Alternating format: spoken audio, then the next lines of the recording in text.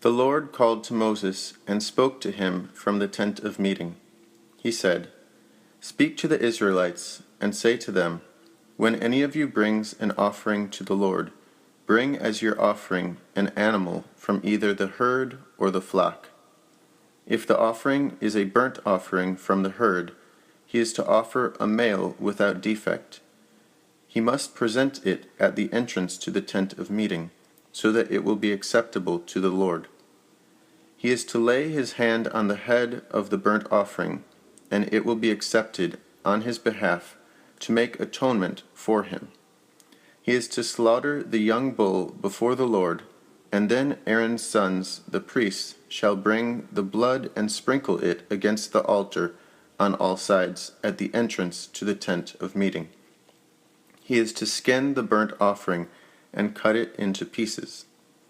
The sons of Aaron the priest are to put fire on the altar and arrange wood on the fire. Then Aaron's sons, the priests, shall arrange the pieces, including the head and the fat, on the burning wood that is on the altar. He is to wash the inner parts and the legs with water, and the priest is to burn all of it on the altar. It is a burnt offering, an offering made by fire, an aroma pleasing to the Lord. If the offering is a burnt offering from the flock, from either the sheep or the goats, he is to offer a male without defect. He is to slaughter it at the north side of the altar before the Lord, and Aaron's sons, the priests, shall sprinkle its blood against the altar on all sides. He is to cut it into pieces, and the priest shall arrange them, including the head and the fat, on the burning wood that is on the altar. He is to wash the inner parts and the legs with water, and the priest is to bring all of it and burn it on the altar. It is a burnt offering, an offering made by fire, an aroma pleasing to the Lord. If the offering to the Lord is a burnt offering of birds, he is to offer a dove or a young pigeon. The priest shall bring it to the altar, wring off the head, and burn it on the altar. Its blood shall be drained out on the side of the altar. He is to remove the crop with its contents and throw it to the east side of the altar, where the ashes are. He shall tear it open by the wings, not severing it completely, and then the priest shall burn it on the wood that is on the fire on the altar. It is a burnt offering, an offering made by fire, an aroma pleasing to the Lord. When someone brings a grain offering to the Lord, his offering is to be of fine flour. He is to pour oil on it, put incense on it, and take it to Aaron's sons, the priests. The priest shall take a handful of the fine flour and oil, together with all the incense, and burn this as a memorial portion on the altar, an offering made by fire, an aroma pleasing to the Lord. The rest of the grain offering belongs to Aaron and his sons. It is a most holy part of the offerings made to the Lord by fire. If you bring a grain offering baked in an oven, it is to consist of fine flour, cakes made without yeast and mixed with oil, or wafers made without yeast and spread with oil. If your grain offering is prepared on a griddle, it is to be made of fine flour mixed with oil and without yeast. Crumble it and pour oil on it. It is a grain offering. If your grain offering is cooked in a pan, it is to be made of fine flour and oil. Bring the grain offering made of these things to the Lord. Present it to the priest, who shall take it to the altar. He shall take out the memorial portion from the grain offering and burn it on the altar as an offering made by fire, an aroma pleasing to the Lord. The rest of the grain offerings belongs to Aaron and his sons. It is a most holy part of the offerings made to the Lord by fire. Every grain offering you bring to the Lord must be made without yeast, for you are not to burn any yeast or honey in an offering made to the Lord by fire. You may bring them to the Lord as an offering of the firstfruits, but they are not to be offered on the altar as a pleasing aroma. Season all your grain offerings with salt. Do not leave the salt of the covenant of your God out of your grain offerings, add salt to all your offerings. If you bring a grain offering of firstfruits to the Lord, offer crushed heads of new grain roasted in the fire. Put oil and incense on it. It is a grain offering. The priest shall burn the memorial portion of the crushed grain and the oil, together with all the incense, as an offering made to the Lord by fire. If someone's offering is a fellowship offering, and he offers an animal from the herd, whether male or female, he is to present before the Lord an animal without defect. He is to lay his hand on the head of his offering, and slaughter it at the entrance to the tent of meeting. Then Aaron's sons, the priests, shall sprinkle the blood against the altar on all sides. From the fellowship offering he is to bring a sacrifice made to the Lord by fire. All the fat that covers the inner parts or is connected to them, both kidneys with the fat on them near the loins, and the covering of the liver, which he will remove with the kidneys. Then Aaron's sons are to burn it on the altar on top of the burnt offering that is on the burning wood, as an offering made by fire, an aroma pleasing to the Lord. If he offers an animal from the flock as a fellowship offering to the Lord, he is to offer a male or female without defect. If he offers a lamb, he is to present it before the Lord. He is to lay his hand on the head of his offering and slaughter it in front of the tent of meeting. Then Aaron's sons shall sprinkle its blood against the altar on all sides. From the fellowship offering he is to bring a sacrifice made to the Lord by fire. Its fat, the entire fat tail, cut off close to the backbone, all the fat that covers the inner parts or is connected to them, both kidneys with the fat on them near the loins, and the covering of the liver, which he will remove with the kidneys. The priest shall burn them on the altar as food, an offering made to the Lord by fire. If his offering is a goat, he is to present it before the Lord. He is to lay his hand on its head and slaughter it in front of the tent of meeting. Then Aaron's sons shall sprinkle its blood against the altar on all sides. From what he offers, he is to make this offering to the Lord by fire. All the fat that covers the inner parts or is connected to them, both kidneys with the fat on them near the loins, and the covering of the liver, which he will remove with the kidneys. The priest shall burn them on the altar as food, an offering made by fire, a pleasing aroma. All the fat is the Lord's. This is a lasting ordinance for the generations to come, wherever you live. You must not eat any fat or any blood. The Lord said to Moses, "Say to the Israelites, when anyone sins unintentionally and does what is forbidden in any of the Lord's commands, if the anointed priest sins, bringing guilt on the people, he must bring to the Lord a young bull without defect as a sin offering for the sin he has committed. He is to bring the bull at the entrance to the tent of meeting before the Lord. He is to lay his hand on his head and slaughter it before the Lord. Then the anointed priest shall take some of the bull's blood and carry it into the tent of meeting. He is to dip his finger into the blood and sprinkle some of it 7 times before the Lord, in front of the curtain of the sanctuary.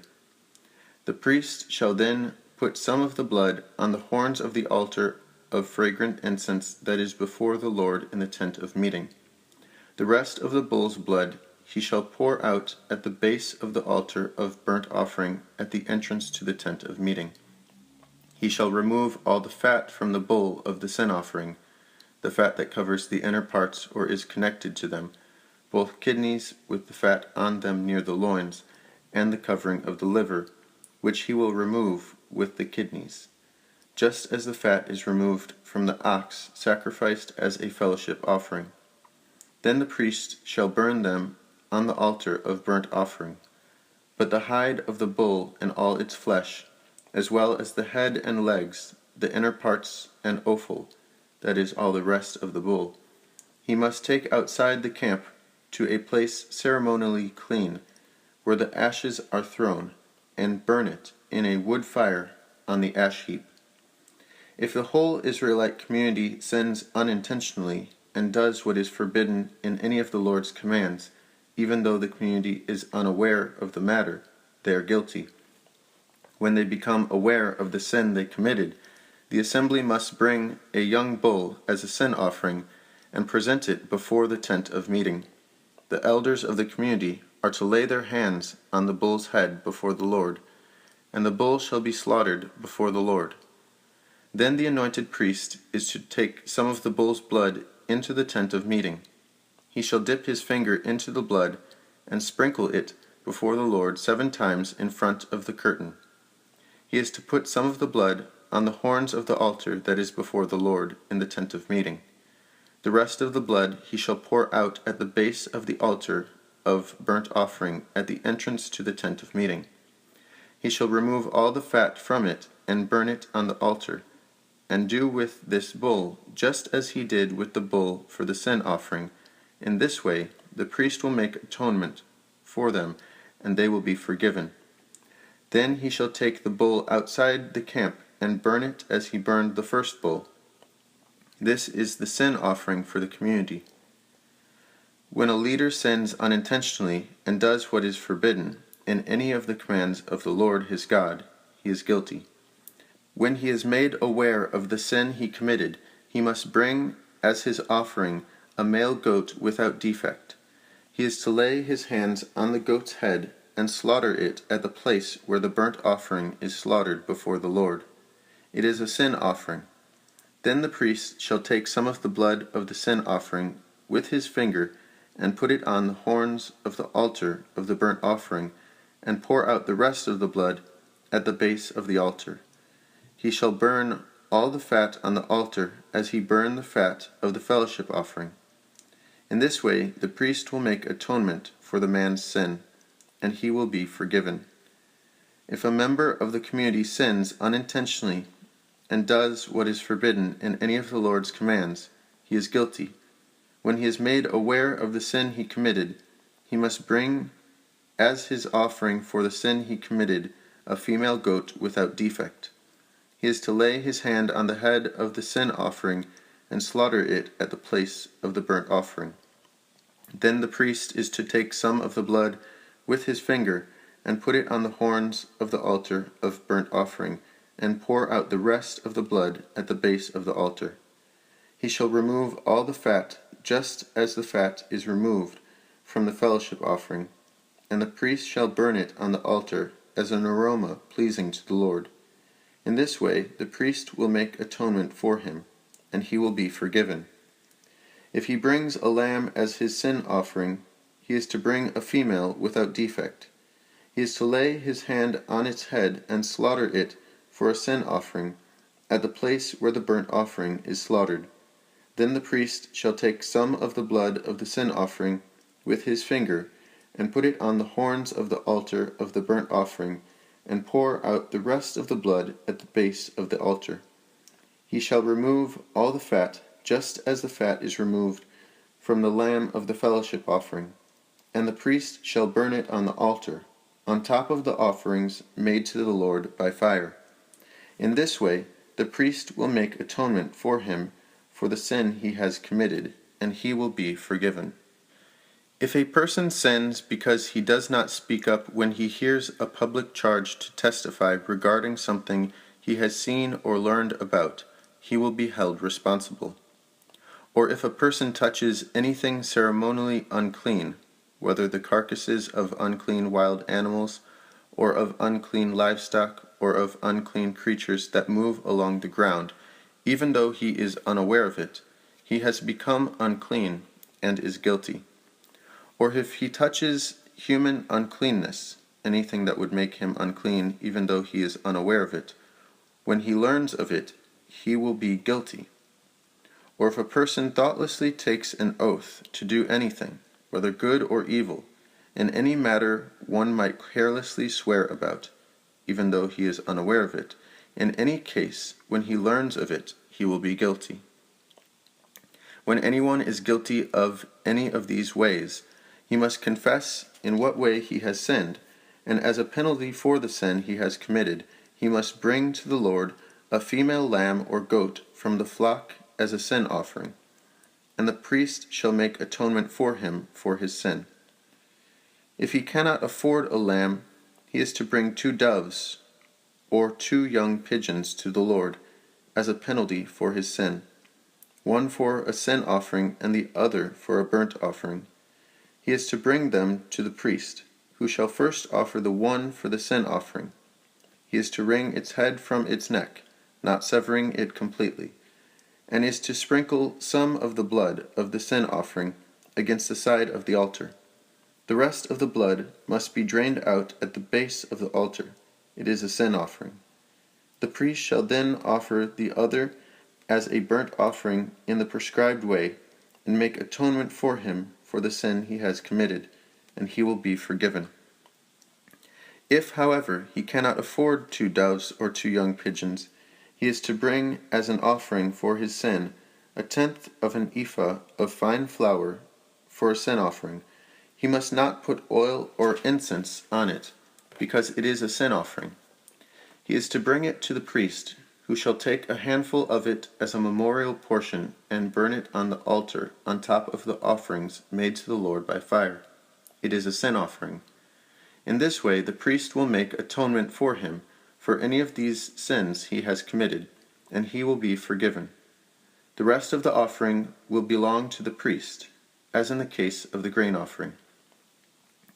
The Lord said to Moses, "When a person commits a violation and sins unintentionally in regard to any of the Lord's holy things, he is to bring to the Lord as a penalty a ram from the flock, one without defect, and of the proper value in silver, according to the sanctuary shekel.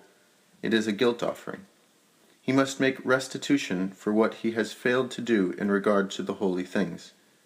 Add 1/5 of the value to that, and give it all to the priest, who will make atonement for him with the ram as a guilt offering, and he will be forgiven.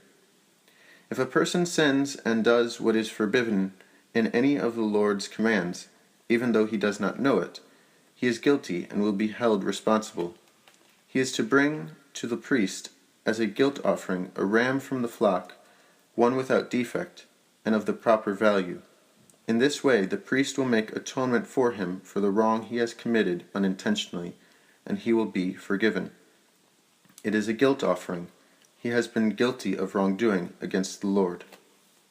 The Lord said to Moses, "If anyone sins and is unfaithful to the Lord by deceiving his neighbor about something entrusted to him, or left in his care, or stolen, or if he cheats him, or if he finds lost property and lies about it, or if he swears falsely, or if he commits any such sin that people may do, when he thus sins and becomes guilty, he must return what he has stolen or taken by extortion, or what was entrusted to him, or the lost property he found, or whatever it was he swore falsely about.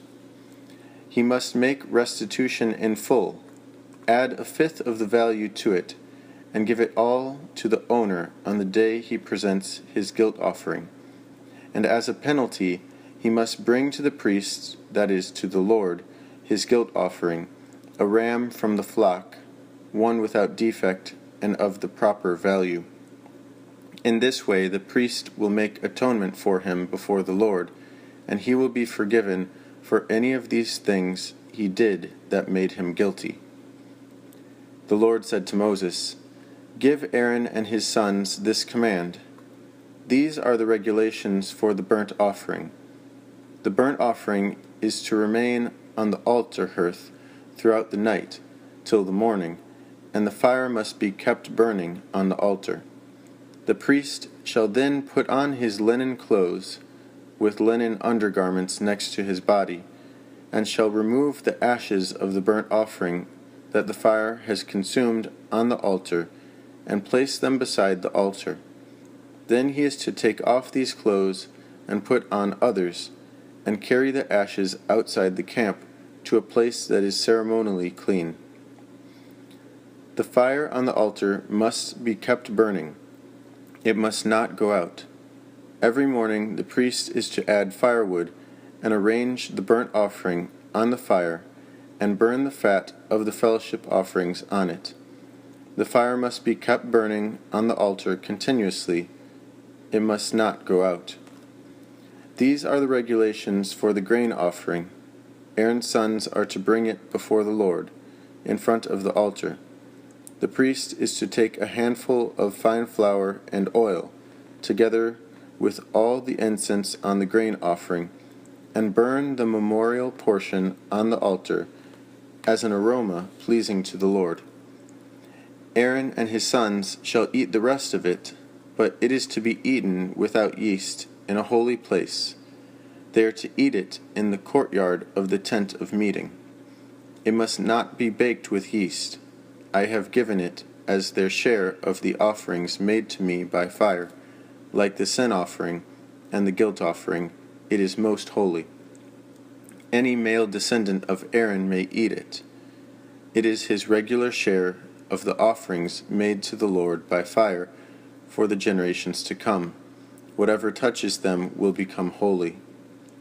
The Lord also said to Moses, "This is the offering Aaron and his sons are to bring to the Lord on the day he is anointed, 1/10 of an ephah of fine flour, as a regular grain offering, half of it in the morning and half in the evening.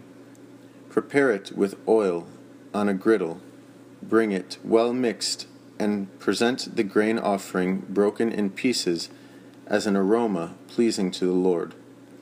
The son who is to succeed him as anointed priest shall prepare it.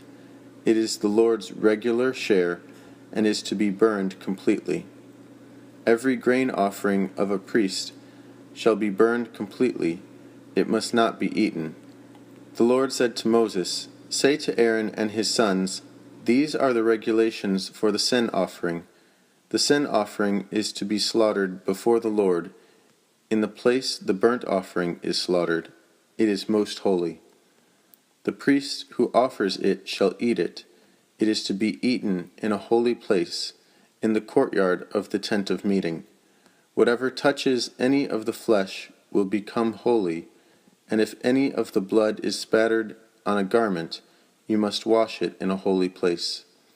The clay pot the meat is cooked in must be broken, but if it is cooked in a bronze pot, the pot is to be scoured and rinsed with water.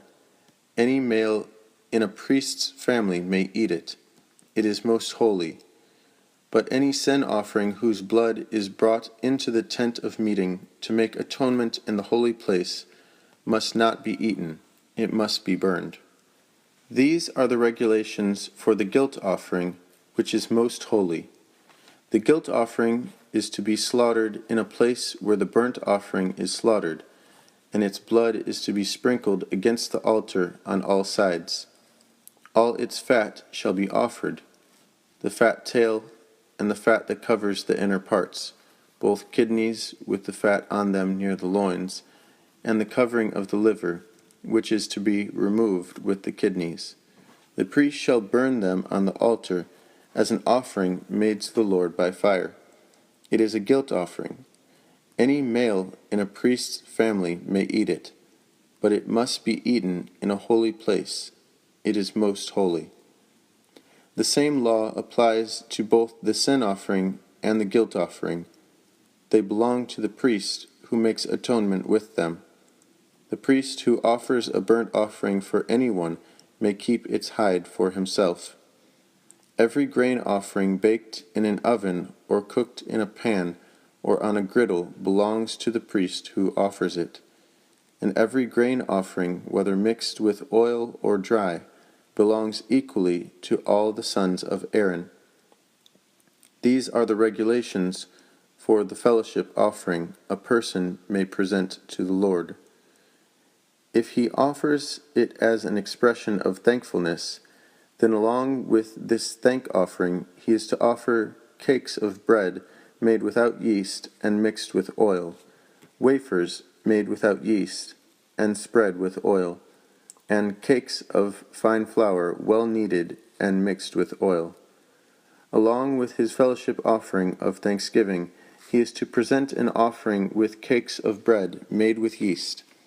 He is to bring one of each kind as an offering, a contribution to the Lord.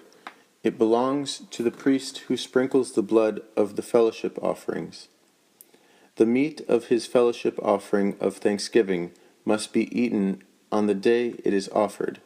He must leave none of it till morning. If, however, his offering is the result of a vow, or is a free will offering, the sacrifice shall be eaten on the day he offers it, but anything left over may be eaten on the next day. Any meat of the sacrifice left over till the third day must be burned up. If any meat of the fellowship offering is eaten on the third day, it will not be accepted. It will not be credited to the one who offered it, for it is impure. The person who eats any of it will be held responsible. Meat that touches anything ceremonially unclean must not be eaten. It must be burned up. As for other meat, anyone ceremonially unclean may eat it. But if anyone who is unclean eats any meat of the fellowship offering belonging to the Lord, that person must be cut off from his people. If anyone touches something unclean, whether human uncleanness or an unclean animal or any unclean detestable thing, and then eats any of the meat of the fellowship offering belonging to the Lord, that person must be cut off from his people. The Lord said to Moses, "Say to the Israelites, do not eat any of the fat of cattle, sheep, or goats. The fat of an animal found dead or torn by wild animals may be used for any other purpose, but you must not eat it. Anyone who eats the fat of an animal from which an offering by fire may be made to the Lord must be cut off from his people. And wherever you live, you must not eat the blood of any bird or animal. If anyone eats blood, that person must be cut off from his people." The Lord said to Moses, "Say to the Israelites, anyone who brings a fellowship offering to the Lord is to bring part of it as his sacrifice to the Lord. With his own hands he is to bring the offering made to the Lord by fire. He is to bring the fat together with the breast and wave the breast before the Lord as a wave offering. The priest must burn the fat on the altar, but the breast belongs to Aaron and his sons. You are to give the right thigh of your fellowship offerings to the priest as a contribution. The son of Aaron who offers the blood and the fat of the fellowship offering shall have the right thigh as his share. From the fellowship offerings of the Israelites I have taken the breast that is waved and the thigh that is presented, and have given them to Aaron the priest and his sons as their regular share from the Israelites. This is the portion of the offerings made to the Lord by fire that were allotted to Aaron and his sons on the day they were presented to serve the Lord as priests.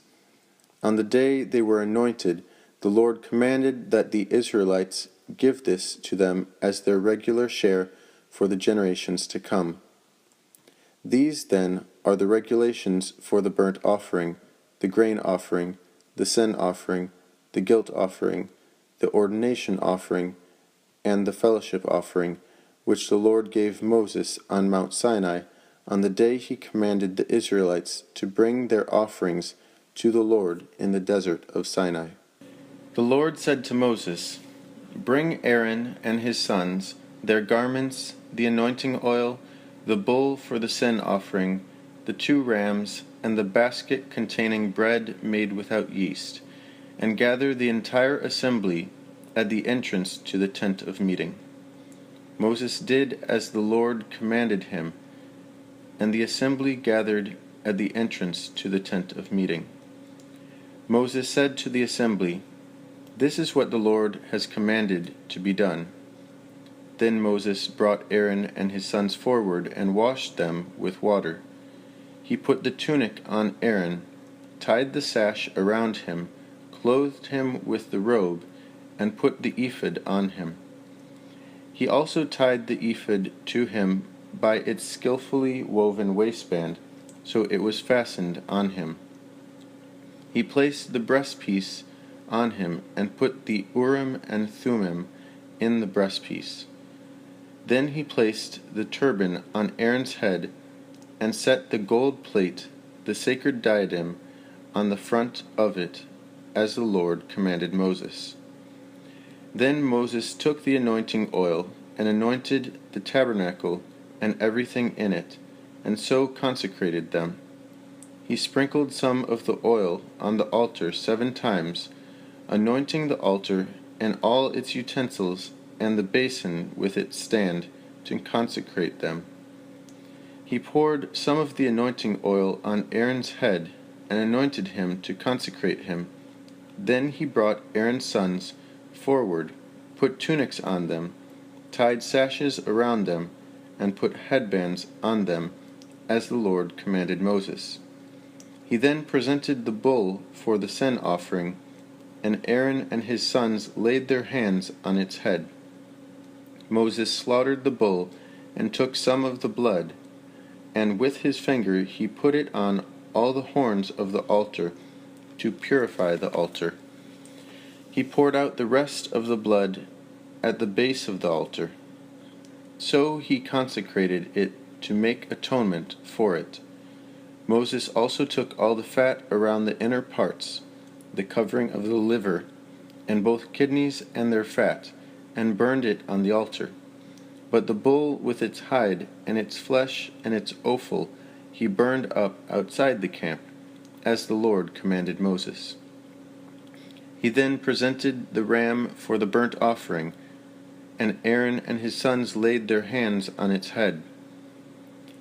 Then Moses slaughtered the ram and sprinkled the blood against the altar on all sides. He cut the ram into pieces and burned the head, the pieces and the fat. He washed the inner parts and the legs with water and burned the whole ram on the altar as a burnt offering, a pleasing aroma, an offering made to the Lord by fire, as the Lord commanded Moses. He then presented the other ram, the ram for the ordination, and Aaron and his sons laid their hands on its head. Moses slaughtered the ram and took some of its blood and put it on the lobe of Aaron's right ear, on the thumb of his right hand, and on the big toe of his right foot. Moses also brought Aaron's sons forward and put some of the blood on the lobes of their right ears, on the thumbs of their right hands, and on the big toes of their right feet. Then he sprinkled blood against the altar on all sides. He took the fat tail, all the fat around the inner parts, the covering of the liver, both kidneys and their fat, and the right thigh. Then from the basket of bread made without yeast, which was before the Lord, he took a cake of bread, and one made with oil, and a wafer. He put these on the fat portions, and on the right thigh. He put all these in the hands of Aaron and his sons, and waved them before the Lord as a wave offering. Then Moses took them from their hands, and burned them on the altar on top of the burnt offering as an ordination offering, a pleasing aroma, an offering made to the Lord by fire. He also took the breast, Moses' share of the ordination ram, and waved it before the Lord as a wave offering, as the Lord commanded Moses. Then Moses took some of the anointing oil and some of the blood from the altar and sprinkled them on Aaron and his garments, and on his sons and their garments. So he consecrated Aaron and his garments, and his sons and their garments. Moses then said to Aaron and his sons, "Cook the meat at the entrance to the tent of meeting, and eat it there with the bread from the basket of ordination offerings, as I commanded," saying, "Aaron and his sons are to eat it. Then burn up the rest of the meat and the bread. Do not leave the entrance to the tent of meeting for 7 days, until the days of your ordination are completed, for your ordination will last 7 days. What has been done today was commanded by the Lord to make atonement for you. You must stay at the entrance to the tent of meeting, day and night for 7 days, and do what the Lord requires, so you will not die, for that is what I have been commanded. So Aaron and his sons did everything the Lord commanded through Moses. On the 8th day Moses summoned Aaron and his sons and the elders of Israel. He said to Aaron, "Take a bull calf for your sin offering, and a ram for your burnt offering, both without defect, and present them before the Lord. Then say to the Israelites, Take a male goat for a sin offering, a calf and a lamb, both a year old and without defect, for a burnt offering, and an ox and a ram for a fellowship offering to sacrifice before the Lord, together with a grain offering mixed with oil. For today the Lord will appear to you." They took the things Moses commanded to the front of the tent of meeting, and the entire assembly came near and stood before the Lord. Then Moses said, "This is what the Lord has commanded you to do, so that the glory of the Lord may appear to you." Moses said to Aaron, "Come to the altar and sacrifice your sin offering and your burnt offering, and make atonement for yourself and the people. Sacrifice the offering that is for the people, and make atonement for them, as the Lord has commanded." So Aaron came to the altar and slaughtered the calf as a sin offering for himself. His sons brought the blood to him, and he dipped his finger into the blood and put it on the horns of the altar. The rest of the blood he poured out at the base of the altar. On the altar he burned the fat, the kidneys, and the covering of the liver from the sin offering, as the Lord commanded Moses. The flesh and the hide he burned up outside the camp. Then he slaughtered the burnt offering. His sons handed him the blood, and he sprinkled it against the altar on all sides. They handed him the burnt offering piece by piece, including the head, and he burned them on the altar. He washed the inner parts and the legs and burned them on top of the burnt offering on the altar. Aaron then brought the offering that was for the people. He took the goat for the people's sin offering and slaughtered it and offered it for a sin offering as he did with the first one. He brought the burnt offering and offered it in the prescribed way. He also brought the grain offering, took a handful of it, and burned it on the altar in addition to the morning's burnt offering. He slaughtered the ox and the ram as the fellowship offering for the people. His sons handed him the blood, and he sprinkled it against the altar on all sides. But the fat portions of the ox and the ram, the fat tail, the layer of fat, the kidneys, and the covering of the liver, these they laid on the breasts, and then Aaron burned the fat on the altar. Aaron waved the breasts and the right thigh before the Lord as a wave offering, as Moses commanded. Then Aaron lifted his hands toward the people and blessed them. And having sacrificed the sin offering, the burnt offering, and the fellowship offering, he stepped down. Moses and Aaron then went into the tent of meeting. When they came out, they blessed the people, and the glory of the Lord appeared to all the people. Fire came out from the presence of the Lord, and consumed the burnt offering and the fat portions on the altar. And when all the people saw it, they shouted for joy and fell face down. Aaron's sons, Nadab and Abihu, took their censers, put fire in them, and added incense, and they offered unauthorized fire before the Lord, contrary to his command. So fire came out from the presence of the Lord, and consumed them, and they died before the Lord. Moses then said to Aaron, "This is what the Lord spoke of when he said, 'Among those who approach me, I will show myself holy, In the sight of all the people I will be honored." Aaron remained silent. Moses summoned Mishael and Elzaphan, sons of Aaron's uncle Uzziel, and said to them, "Come here, carry your cousins outside the camp, away from the front of the sanctuary." So they came and carried them, still in their tunics, outside the camp, as Moses ordered. Then Moses said to Aaron and his sons Eleazar and Ithamar, "Do not let your hair become unkempt, and do not tear your clothes, or you will die, and the Lord will be angry with the whole community. But your relatives, all the house of Israel, may mourn for those the Lord has destroyed by fire. Do not leave the tent of meeting, or you will die, because the Lord's anointing oil is on you." So they did as Moses said. Then the Lord said to Aaron, "You and your sons are not to drink wine or other fermented drink, whenever you go into the tent of meeting, or you will die. This is a lasting ordinance for the generations to come. You must distinguish between the holy and the common, between the unclean and the clean, and you must teach the Israelites all the decrees the Lord has given them through Moses." Moses said to Aaron and his remaining sons, Eleazar and Ithamar, "Take the grain offering left over from the offerings made to the Lord by fire, and eat it prepared without yeast beside the altar, for it is most holy.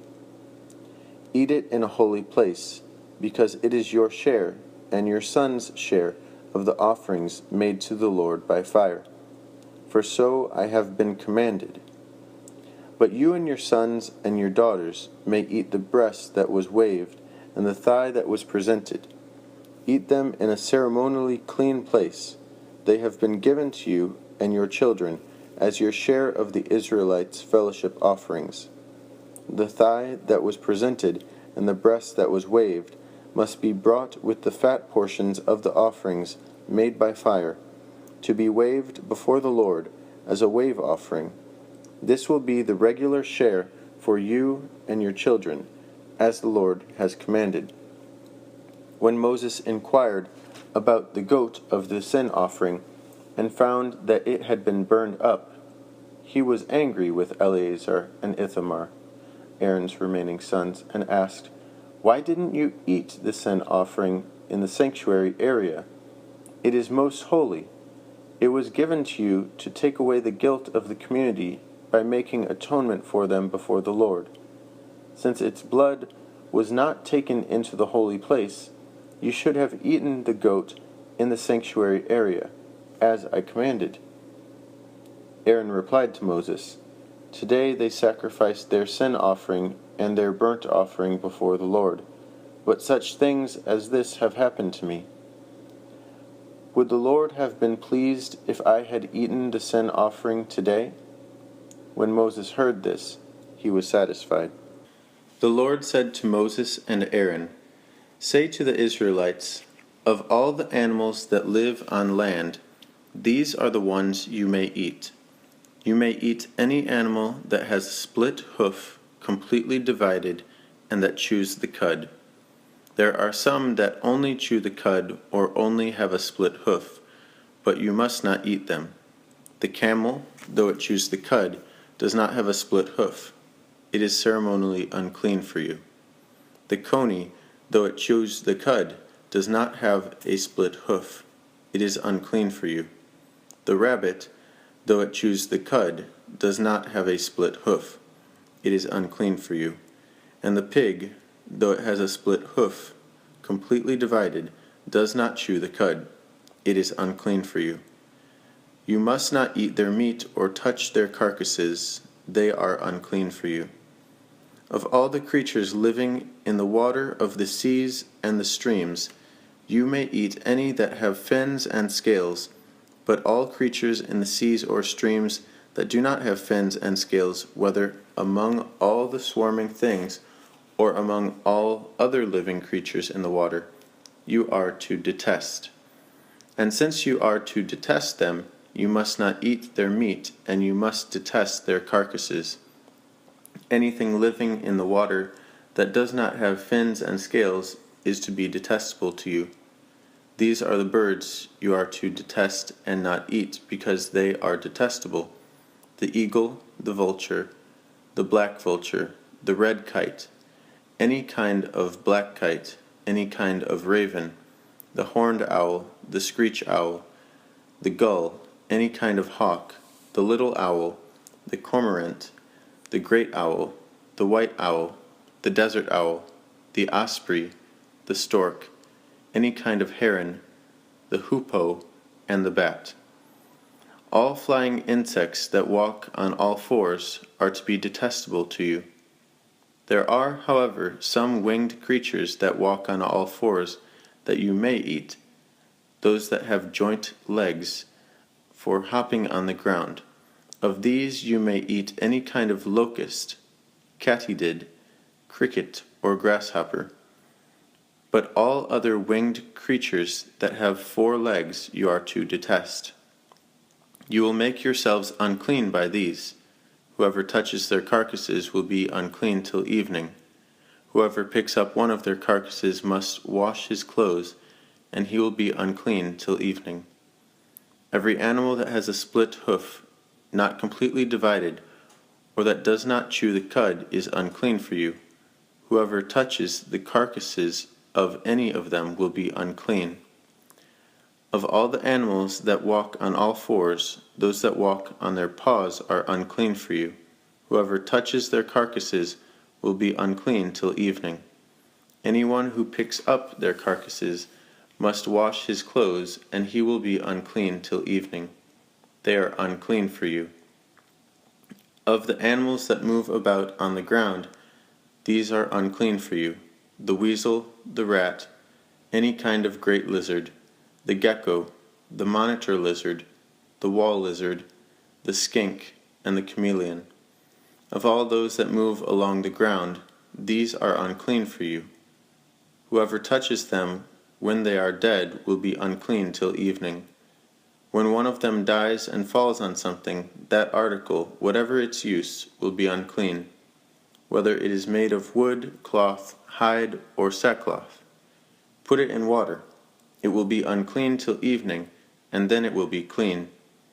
If one of them falls into a clay pot, everything in it will be unclean, and you must break the pot. Any food that could be eaten, but has water on it from such a pot, is unclean, and any liquid that could be drunk from it is unclean. Anything that one of their carcasses falls on becomes unclean. An oven or cooking pot must be broken up. They are unclean, and you are to regard them as unclean. A spring, however, or a cistern for collecting water remains clean, but anyone who touches one of these carcasses is unclean. If a carcass falls on any seeds that are to be planted, they remain clean. But if water has been put on the seed, and a carcass falls on it, it is unclean for you. If an animal that you are allowed to eat dies, anyone who touches the carcass will be unclean till evening. Anyone who eats some of the carcass must wash his clothes, and he will be unclean till evening. Anyone who picks up the carcass must wash his clothes, he will be unclean till evening. Every creature that moves about on the ground is detestable, is not to be eaten. You are not to eat any creature that moves about on the ground, whether it moves on its belly, or walks on all fours, or on many feet. It is detestable. Do not defile yourselves by any of these creatures. Do not make yourselves unclean by means of them, or be made unclean by them. I am the Lord your God. Consecrate yourselves and be holy, because I am holy. Do not make yourselves unclean by any creature that moves about on the ground. I am the Lord who brought you up out of Egypt to be your God.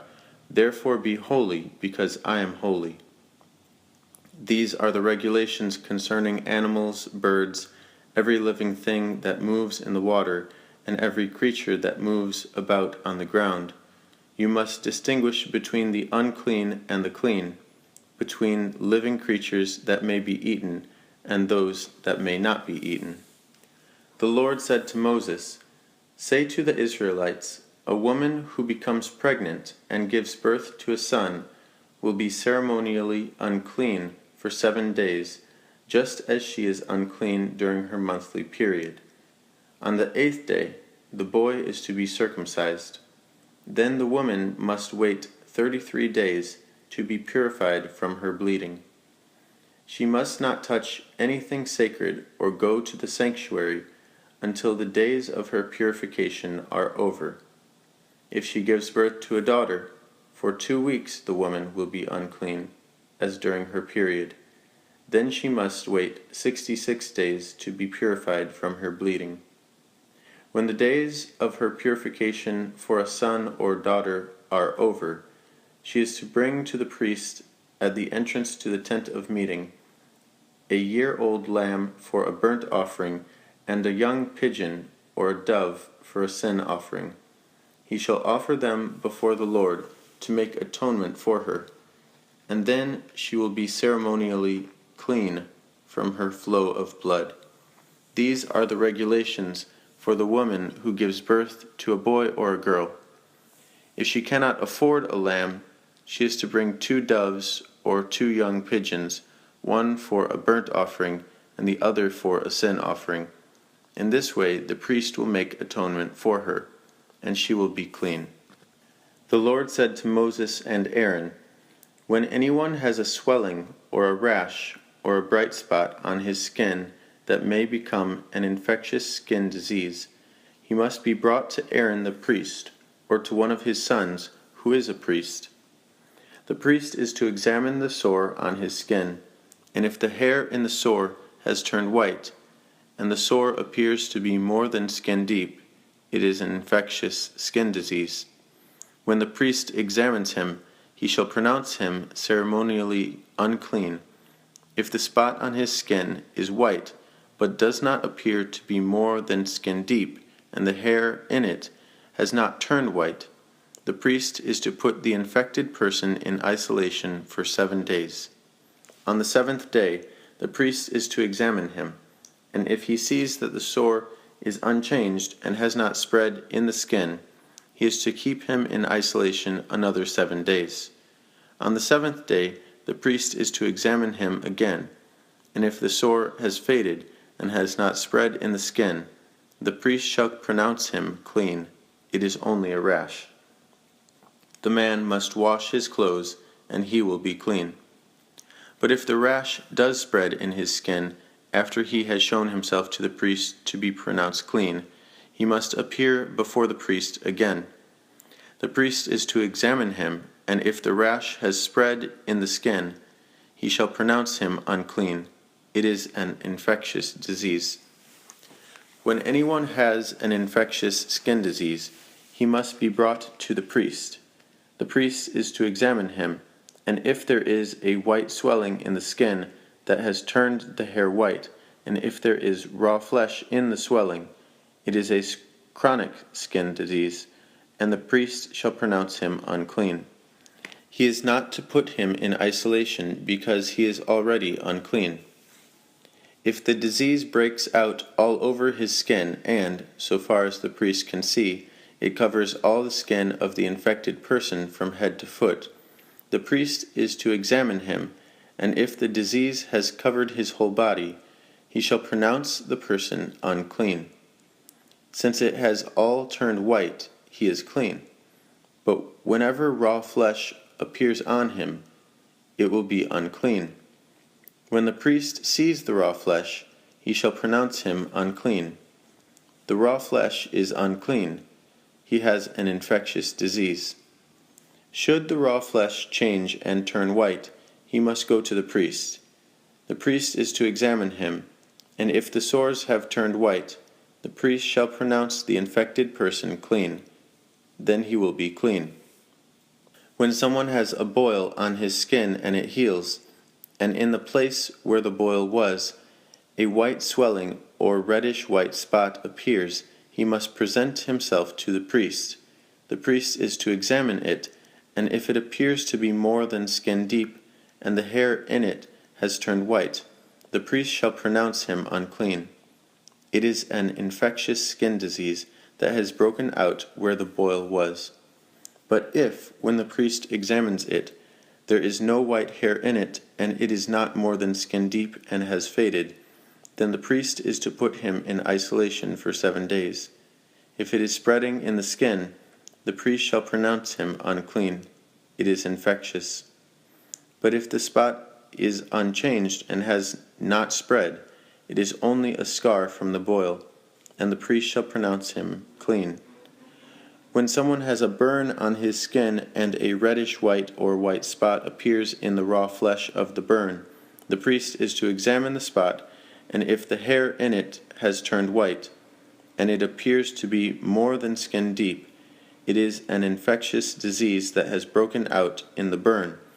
The priest shall pronounce him unclean. It is an infectious skin disease.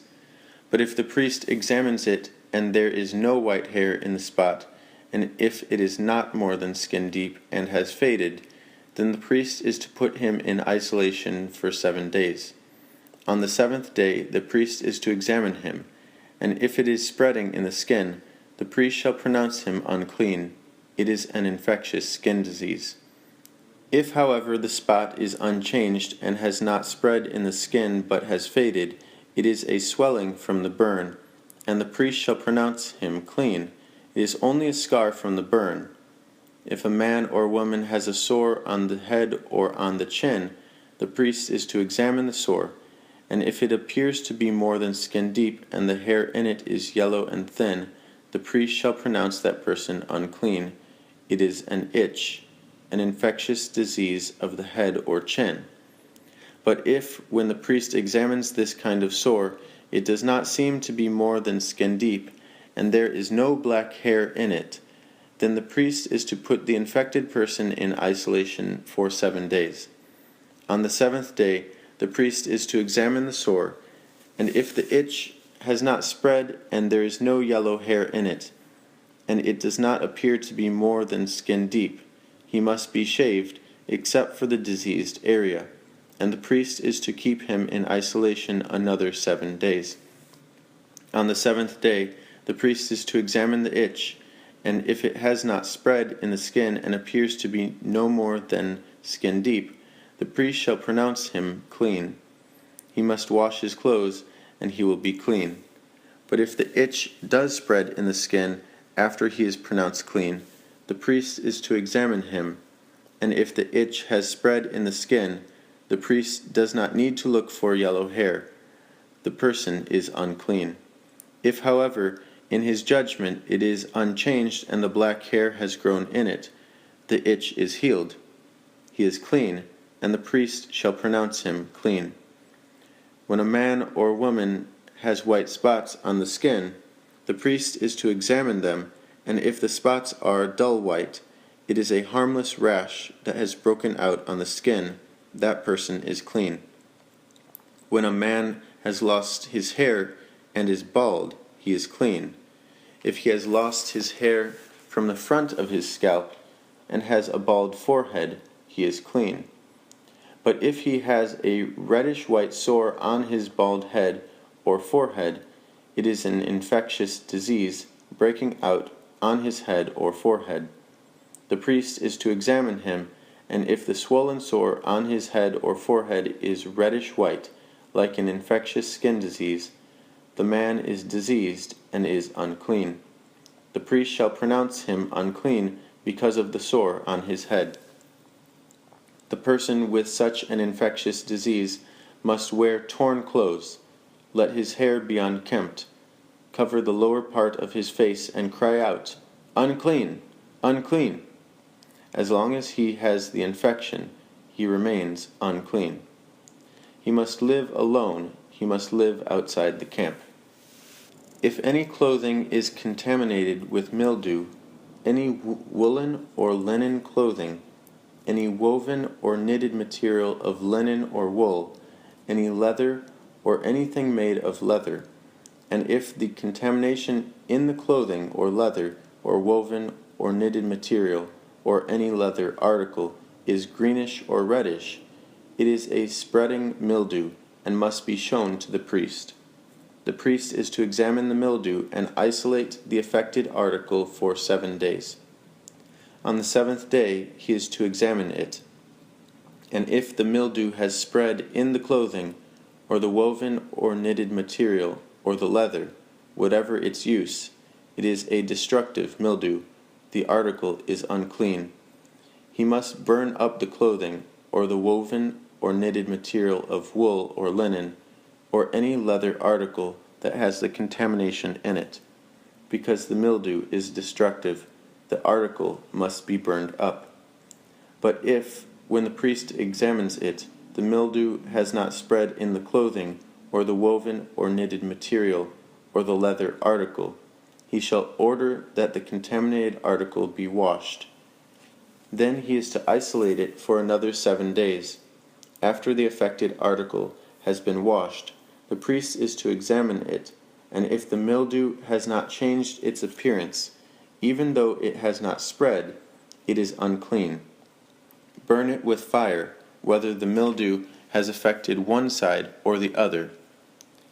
If, when the priest examines it, the mildew has faded after the article has been washed, he is to tear the contaminated part out of the clothing, or the leather, or the woven or knitted material.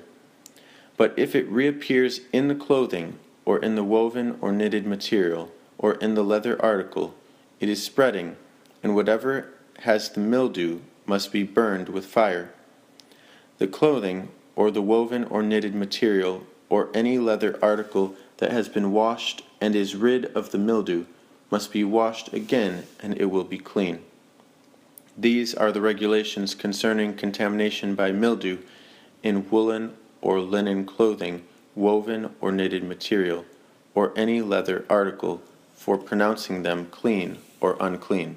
The Lord said to Moses, "These are the regulations for the diseased person at the time of his ceremonial cleansing, when he is brought to the priest. The priest is to go outside the camp and examine him. If the person has been healed of his infectious skin disease, the priest shall order that 2 live clean birds and some cedar wood, scarlet yarn, and hyssop be brought for the one to be cleansed. Then the priest shall order that one of the birds be killed over fresh water in a clay pot. He is then to take the live bird and dip it together with the cedar wood, the scarlet yarn, and the hyssop into the blood of the bird that was killed over the fresh water. 7 times he shall sprinkle the one to be cleansed of the infectious disease, and pronounce him clean.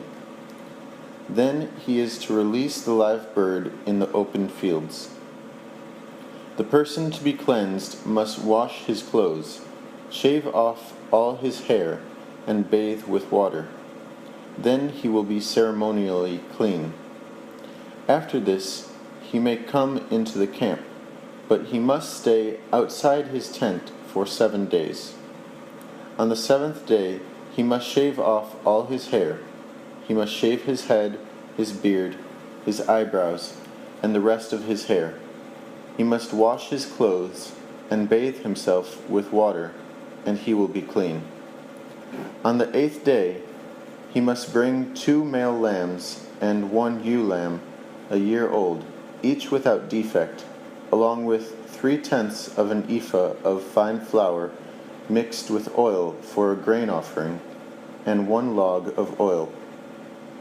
The priest who pronounces him clean shall present both the one to be cleansed and his offerings before the Lord at the entrance to the tent of meeting. Then the priest is to take one of the male lambs and offer it as a guilt offering, along with the log of oil. He shall wave them before the Lord as a wave offering. He is to slaughter the lamb in the holy place, where the sin offering and the burnt offering are slaughtered. Like the sin offering, the guilt offering belongs to the priest. It is most holy. The priest is to take some of the blood of the guilt offering and put it on the lobe of the right ear of the one to be cleansed, on the thumb of his right hand, and on the big toe of his right foot. The priest shall then take some of the log of oil, pour it in the palm of his own left hand, dip his right forefinger into the oil in his palm, and with his finger sprinkle some of it before the Lord 7 times.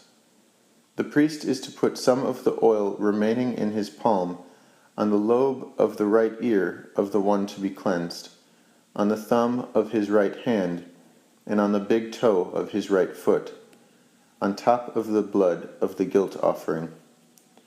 The rest of the oil in his palm the priest shall put on the head of the one to be cleansed, and make atonement for him before the Lord. Then the priest is to sacrifice the sin offering and make atonement for the one to be cleansed from his uncleanness. After that, the priest shall slaughter the burnt offering and offer it on the altar together with the grain offering and make atonement for him, and he will be clean. If, however, he is poor and cannot afford these, he must take 1 male lamb as a guilt offering to be waved to make atonement for him, together with 1/10 of an ephah of fine flour mixed with oil for a grain offering, a log of oil, and 2 doves or 2 young pigeons, which he can afford, one for a sin offering and the other for a burnt offering. On the 8th day he must bring them for his cleansing to the priest at the entrance to the tent of meeting before the Lord. The priest is to take the lamb for the guilt offering, together with the log of oil, and wave them before the Lord as a wave offering.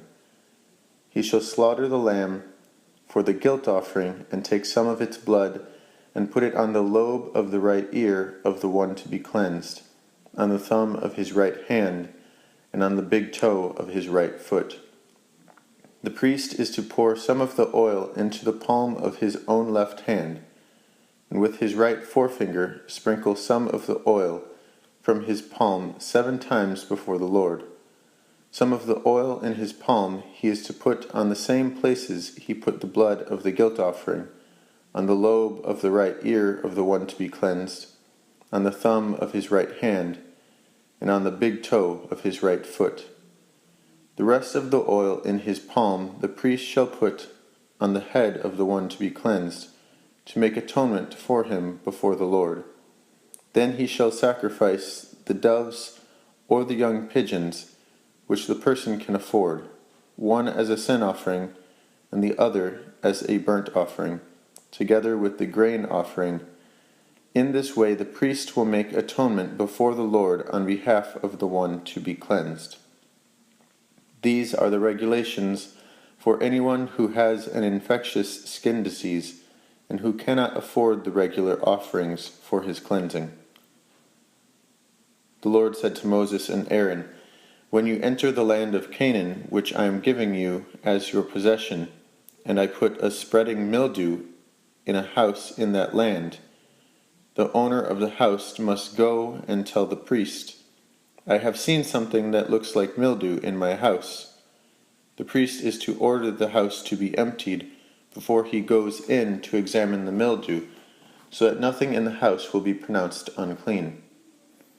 After this, the priest is to go in and inspect the house. He is to examine the mildew on the walls, and if it has greenish or reddish depressions that appear to be deeper than the surface of the wall, the priest shall go out the doorway of the house and close it up for 7 days. On the 7th day, the priest shall return to inspect the house. If the mildew has spread on the walls, he is to order that the contaminated stones be torn out and thrown into an unclean place outside the town. He must have all the inside walls of the house scraped, and the material that is scraped off dumped into an unclean place outside the town. Then they are to take other stones to replace these, and take new clay and plaster the house.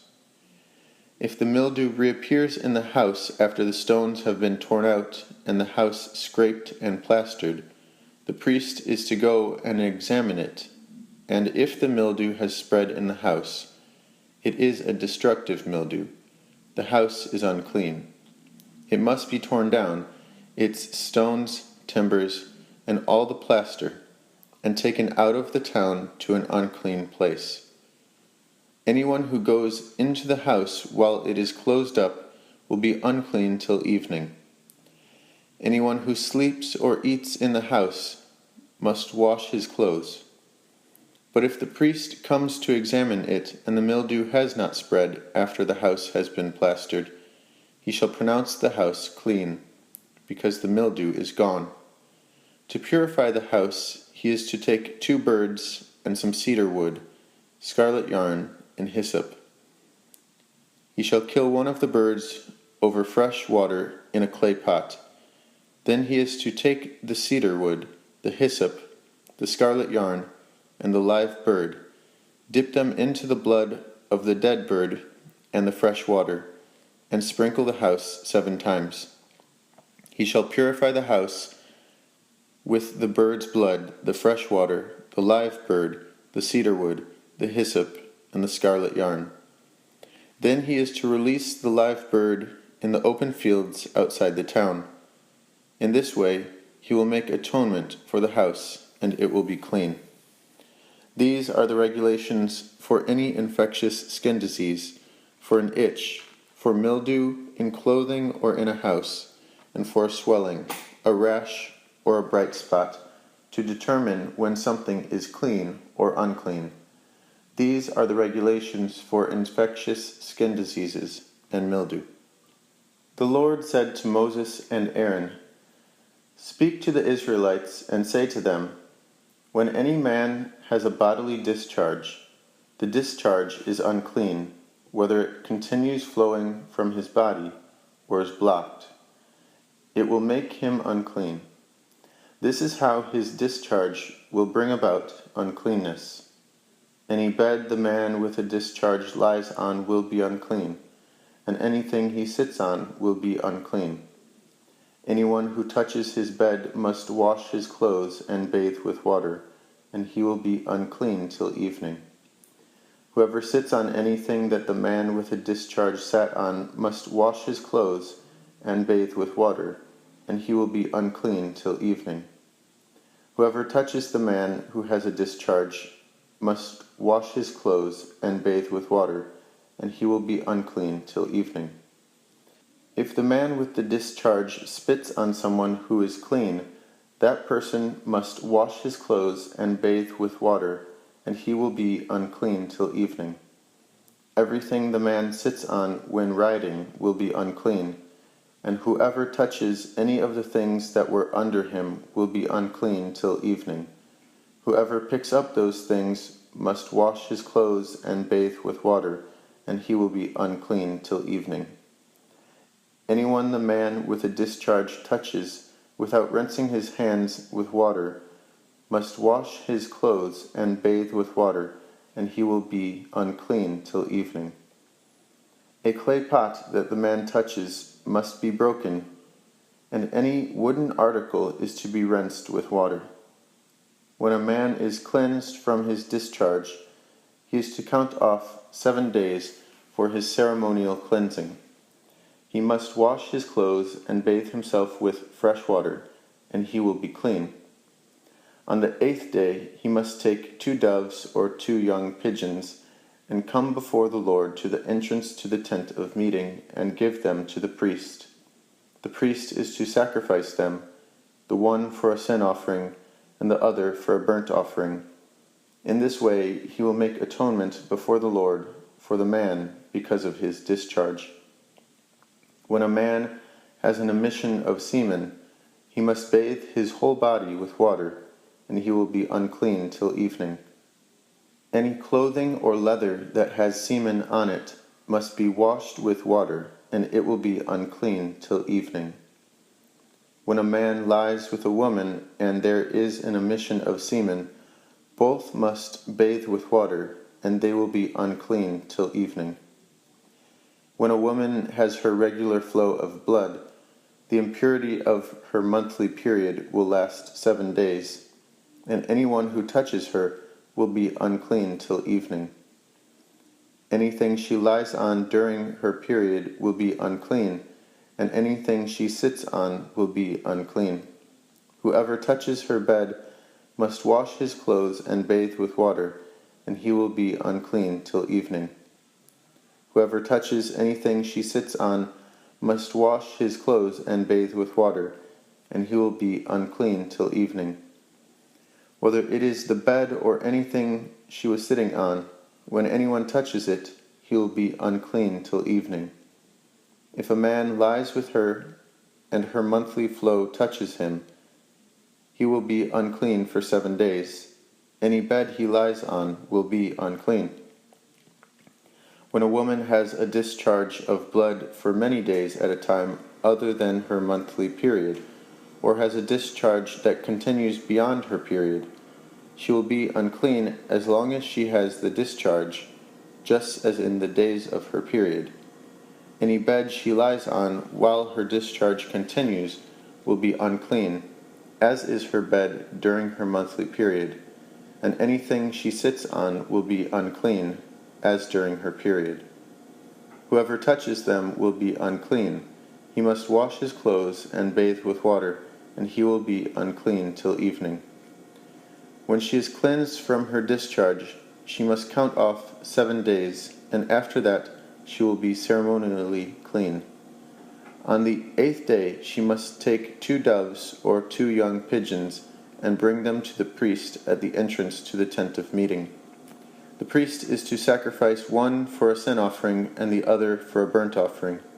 In this way he will make atonement for her before the Lord for the uncleanness of her discharge. You must keep the Israelites separate from things that make them unclean, so they will not die in their uncleanness for defiling my dwelling place which is among them. These are the regulations for a man with a discharge, for anyone made unclean by an emission of semen, for a woman in her monthly period, for a man or a woman with a discharge, and for a man who lies with a woman who is ceremonially unclean. The Lord spoke to Moses after the death of the 2 sons of Aaron, who died when they approached the Lord. The Lord said to Moses, "Tell your brother Aaron not to come whenever he chooses to the most holy place behind the curtain in front of the atonement cover on the ark, or else he will die, because I appear in the cloud over the atonement cover." This is how Aaron is to enter the sanctuary area, with a young bull for a sin offering and a ram for a burnt offering. He is to put on the sacred linen tunic, with linen undergarments next to his body. He is to tie the linen sash around him and put on the linen turban.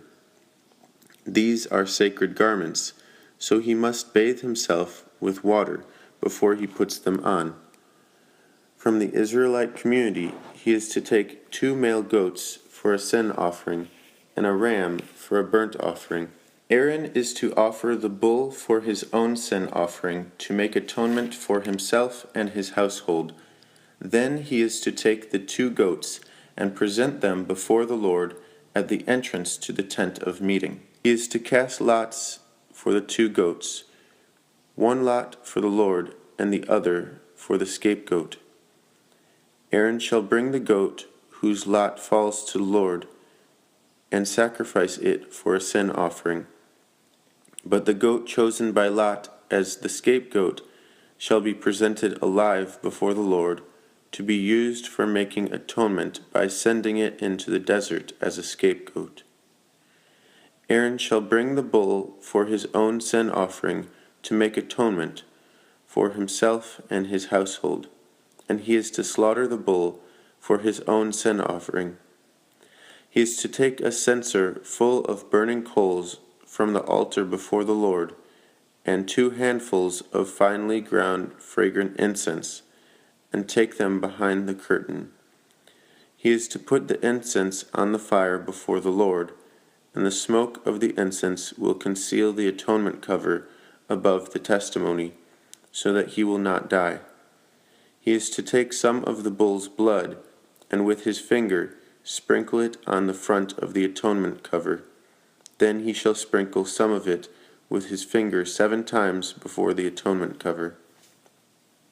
He shall then slaughter the goat for the sin offering for the people, and take its blood behind the curtain, and do with it as he did with the bull's blood.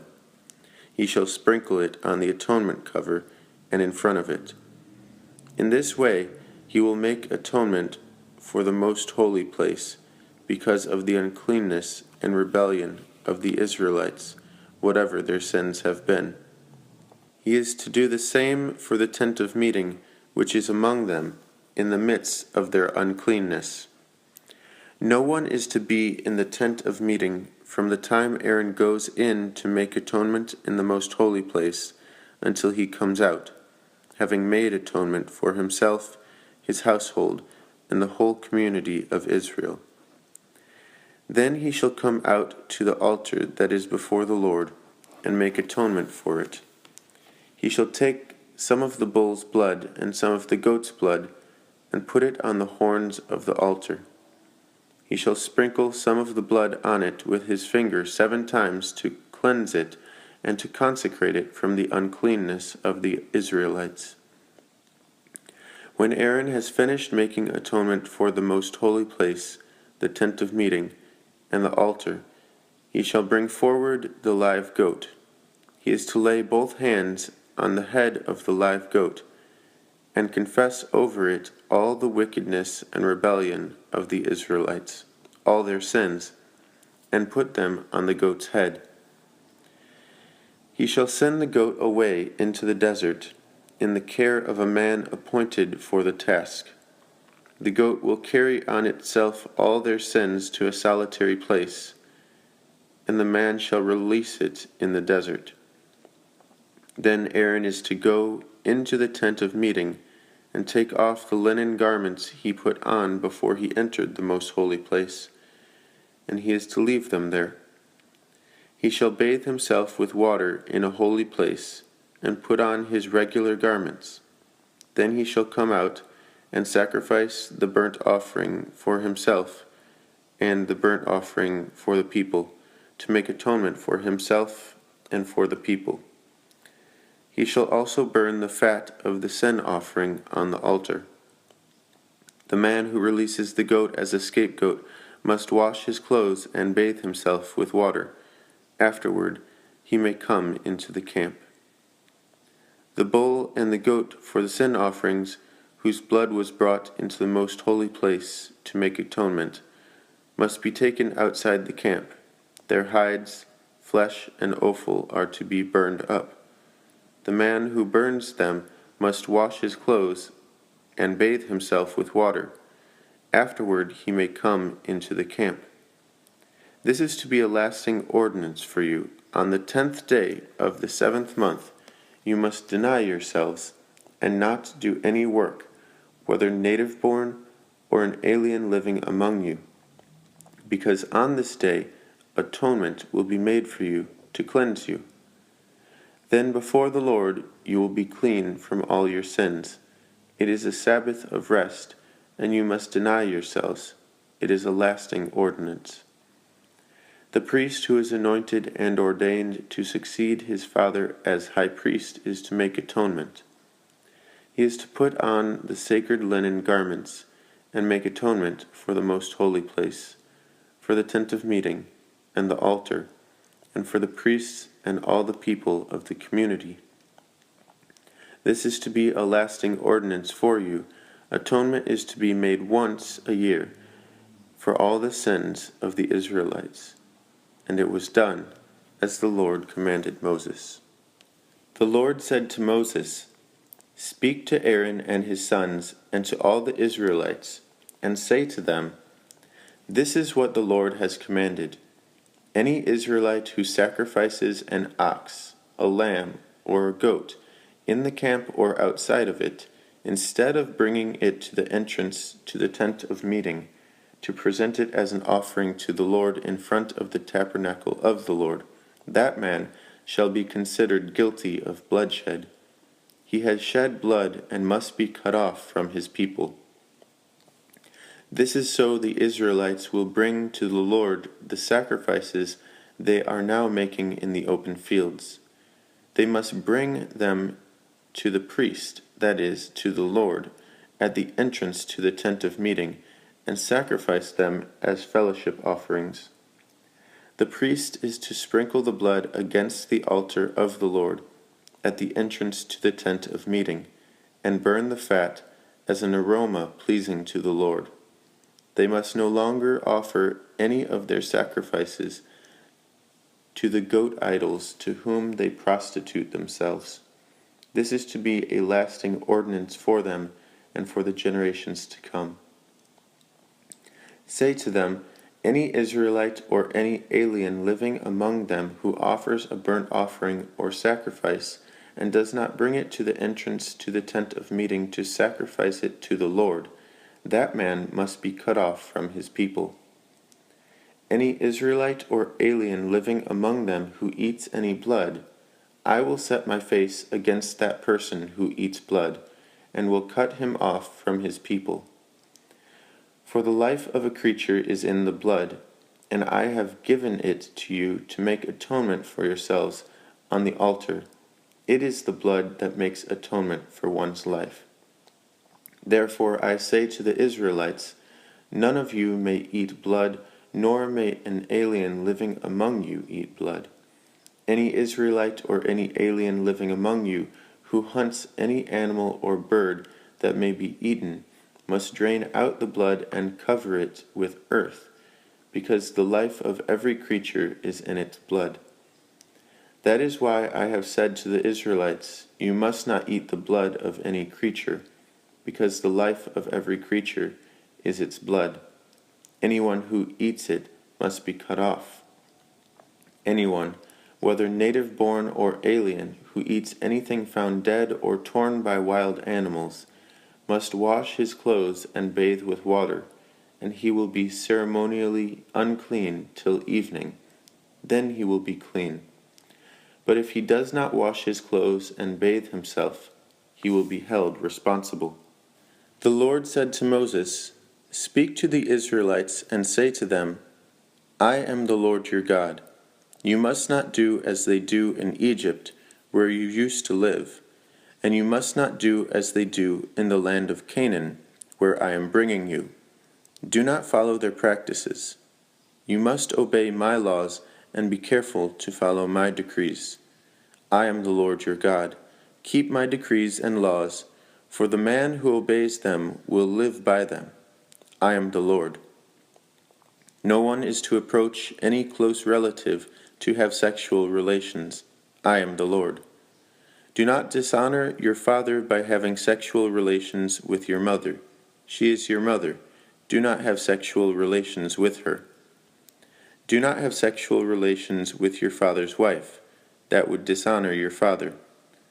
Do not have sexual relations with your sister, either your father's daughter or your mother's daughter, whether she was born in the same home or elsewhere. Do not have sexual relations with your son's daughter or your daughter's daughter. That would dishonor you. Do not have sexual relations with the daughter of your father's wife, born to your father. She is your sister. Do not have sexual relations with your father's sister. She is your father's close relative. Do not have sexual relations with your mother's sister, because she is your mother's close relative. Do not dishonor your father's brother by approaching his wife to have sexual relations. She is your aunt. Do not have sexual relations with your daughter-in-law. She is your son's wife. Do not have sexual relations with her. Do not have sexual relations with your brother's wife. That would dishonor your brother.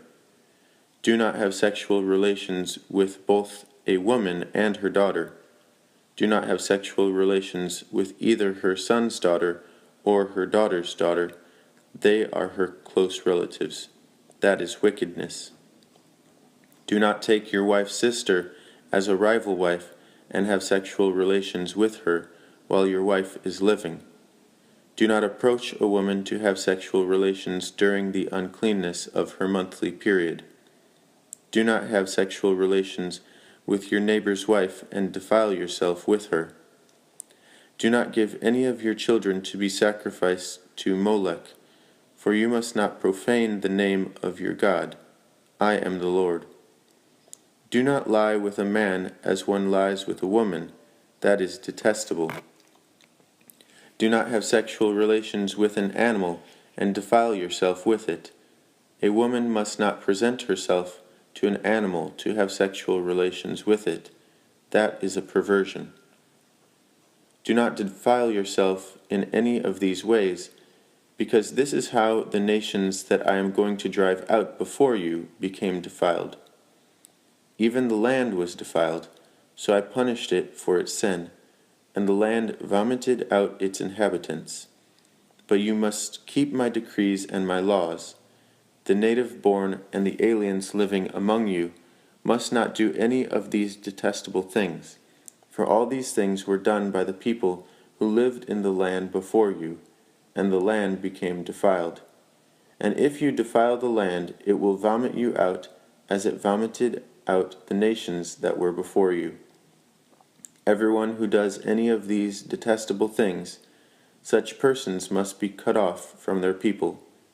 Keep my requirements, and do not follow any of the detestable customs that were practiced before you came, and do not defile yourselves with them. I am the Lord your God. The Lord said to Moses, Speak to the entire assembly of Israel, and say to them, Be holy, because I, the Lord your God, am holy. Each of you must respect his mother and father, and you must observe my Sabbaths. I am the Lord your God. Do not turn to idols to make gods of cast metal for yourselves. I am the Lord your God. When you sacrifice a fellowship offering to the Lord, sacrifice it in such a way that it will be accepted on your behalf. It shall be eaten on the day you sacrifice it, or on the next day. Anything left over until the third day must be burned up. If any of it is eaten on the third day, it is impure and will not be accepted. Whoever eats it will be held responsible, because he has desecrated what is holy to the Lord. That person must be cut off from his people. When you reap the harvest of your land, do not reap to the very edges of your field, or gather the gleanings of your harvest. Do not go over your vineyard a second time, or pick up the grapes that have fallen. Leave them for the poor and the alien. I am the Lord your God. Do not steal. Do not lie. Do not deceive one another. Do not swear falsely by my name and so profane the name of your God. I am the Lord. Do not defraud your neighbor or rob him. Do not hold back the wages of a hired man overnight. Do not curse the deaf or put a stumbling block in front of the blind, but fear your God. I am the Lord. Do not pervert justice. Do not show partiality to the poor or favoritism to the great, but judge your neighbor fairly. Do not go about spreading slander among your people. Do not do anything that endangers your neighbor's life. I am the Lord. Do not hate your brother in your heart. Rebuke your neighbor frankly, so you will not share in his guilt. Do not seek revenge or bear a grudge against one of your people, but love your neighbor as yourself. I am the Lord. Keep my decrees. Do not mate different kinds of animals. Do not plant your field with two kinds of seed. Do not wear clothing woven of two kinds of material. If a man sleeps with a woman who is a slave girl promised to another man, but who has not been ransomed or given her freedom, there must be due punishment. Yet they are not to be put to death, because she had not been freed. The man, however, must bring a ram to the entrance to the tent of meeting for a guilt offering to the Lord. With the ram of the guilt offering, the priest is to make atonement for him before the Lord for the sin he has committed, and his sin will be forgiven. When you enter the land and plant any kind of fruit tree, regard its fruit as forbidden. For 3 years you are to consider it forbidden. It must not be eaten. In the 4th year, all its fruit will be holy, an offering of praise to the Lord. But in the 5th year, you may eat its fruit. In this way your harvest will be increased. I am the Lord your God. Do not eat any meat with the blood still in it. Do not practice divination or sorcery. Do not cut the hair at the sides of your head or clip off the edges of your beard. Do not cut your bodies for the dead or put tattoo marks on yourselves. I am the Lord. Do not degrade your daughter by making her a prostitute, or the land will turn to prostitution and be filled with wickedness. Observe my Sabbaths and have reverence for my sanctuary. I am the Lord. Do not turn to mediums or seek out spiritists, for you will be defiled by them. I am the Lord your God. Rise in the presence of the aged, show respect for the elderly, and revere your God. I am the Lord. When an alien lives with you in your land, do not mistreat him. The alien living with you must be treated as one of your native born. Love him as yourself, for you were aliens in Egypt. I am the Lord your God. Do not use dishonest standards when measuring length, weight, or quantity.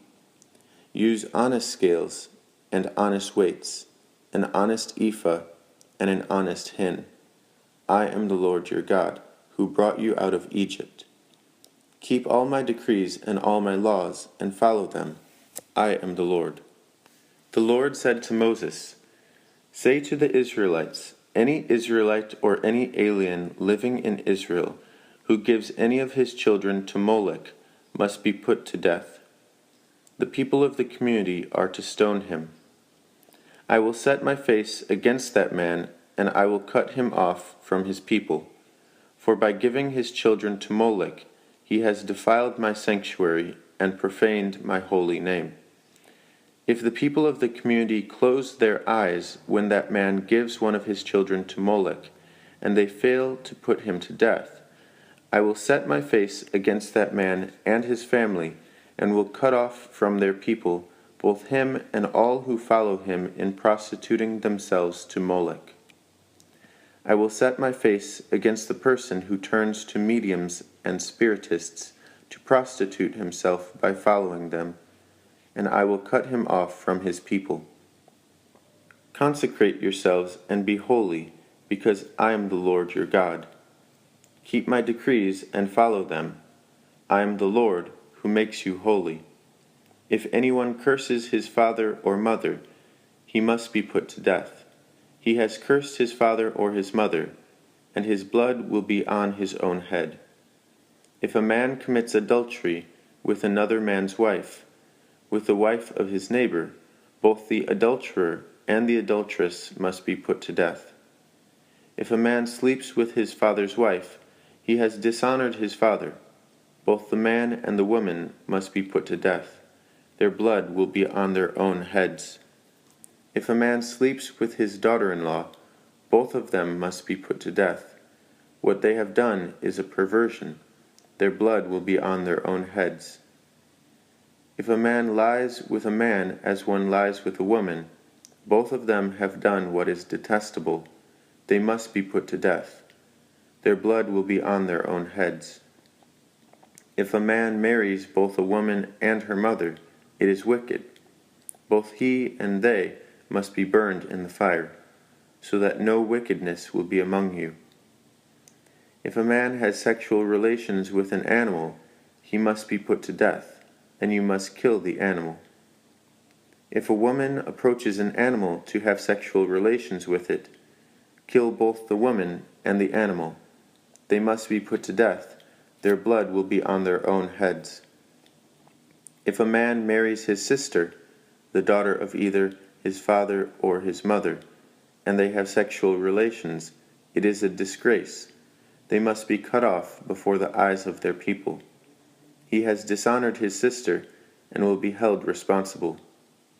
If a man lies with a woman during her monthly period and has sexual relations with her, he has exposed the source of her flow, and she has also uncovered it. Both of them must be cut off from their people. Do not have sexual relations with the sister of either your mother or your father, for that would dishonor a close relative. Both of you would be held responsible. If a man sleeps with his aunt, he has dishonored his uncle. They will be held responsible. They will die childless. If a man marries his brother's wife, it is an act of impurity. He has dishonored his brother. They will be childless. Keep all my decrees and laws and follow them, so that the land where I am bringing you to live may not vomit you out. You must not live according to the customs of the nations I am going to drive out before you. Because they did all these things, I abhorred them. But I said to you, you will possess their land, and I will give it to you as an inheritance, a land flowing with milk and honey. I am the Lord your God, who has set you apart from the nations. You must therefore make a distinction between clean and unclean animals, and between clean and unclean birds. Do not defile yourselves by any animal or bird or anything that moves along the ground, those which I have set apart as unclean for you. You are to be holy to me, because I, the Lord, am holy, and I have set you apart from the nations to be my own. A man or woman who is a medium or spiritist among you must be put to death. You are to stone them. Their blood will be on their own heads.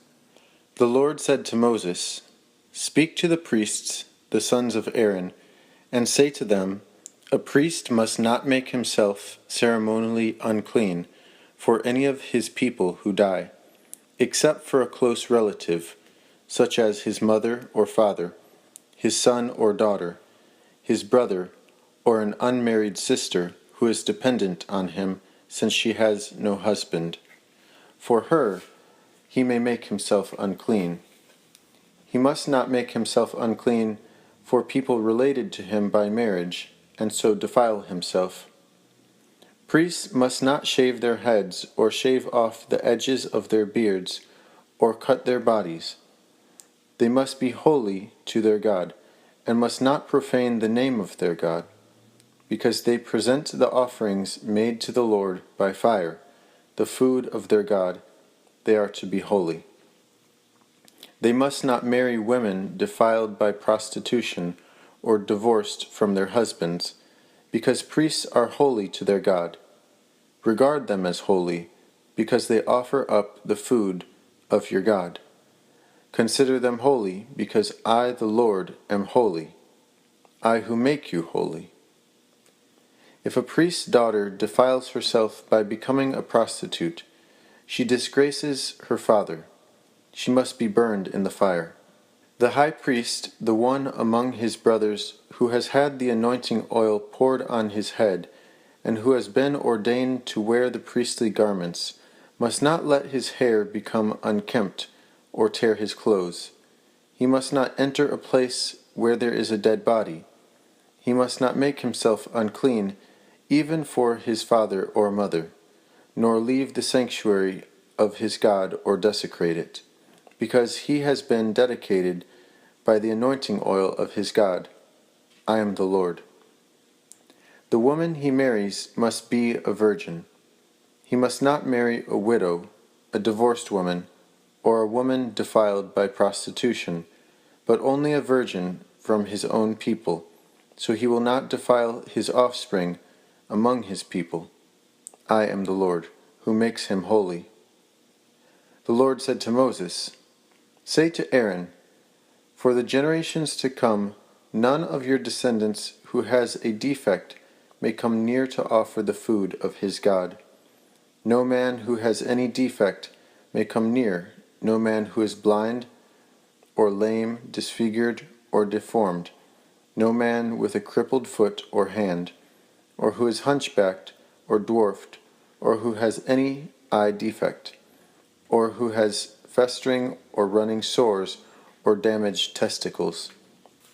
No descendant of Aaron the priest who has any defect is to come near to present the offerings made to the Lord by fire.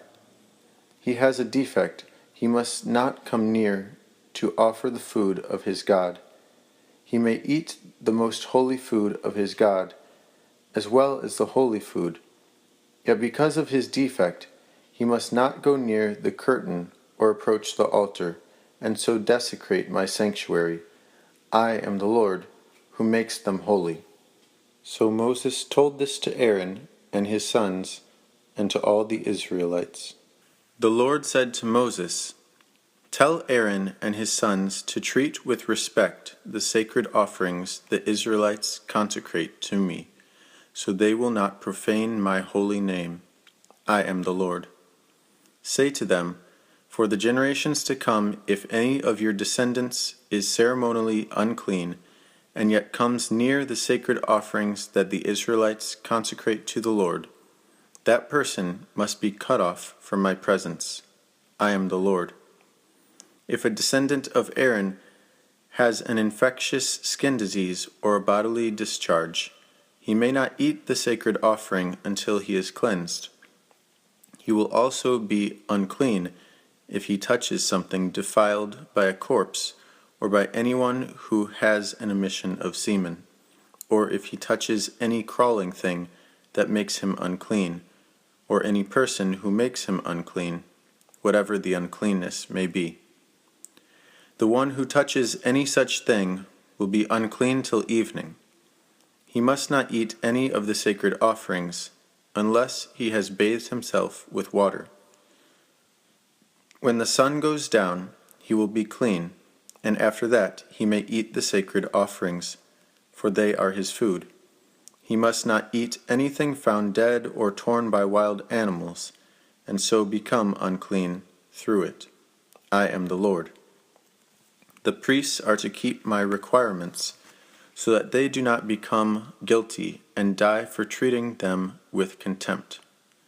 I am the Lord who makes them holy. No one outside a priest's family may eat the sacred offering, nor may the guest of a priest or his hired worker eat it.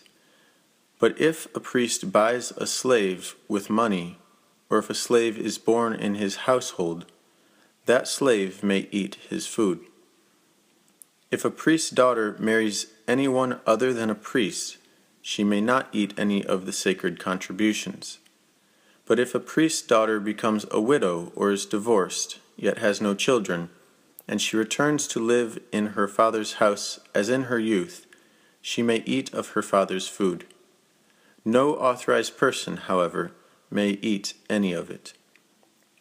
If anyone eats a sacred offering by mistake, he must make restitution to the priest for the offering and add a fifth of the value to it.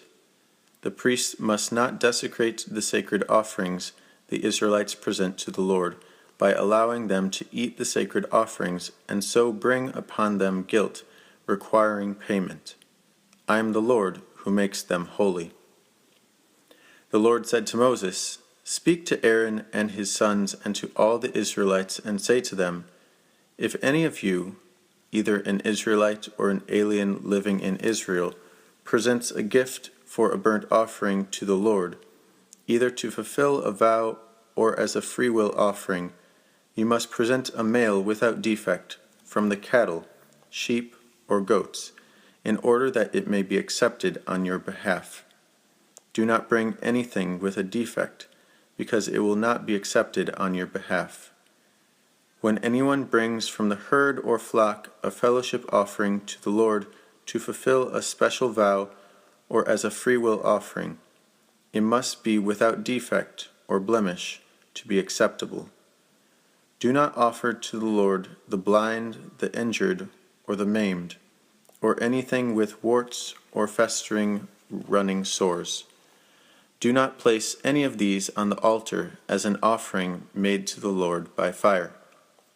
You may, however, present as a freewill offering an ox or a sheep that is deformed or stunted, but it will not be accepted in fulfillment of a vow.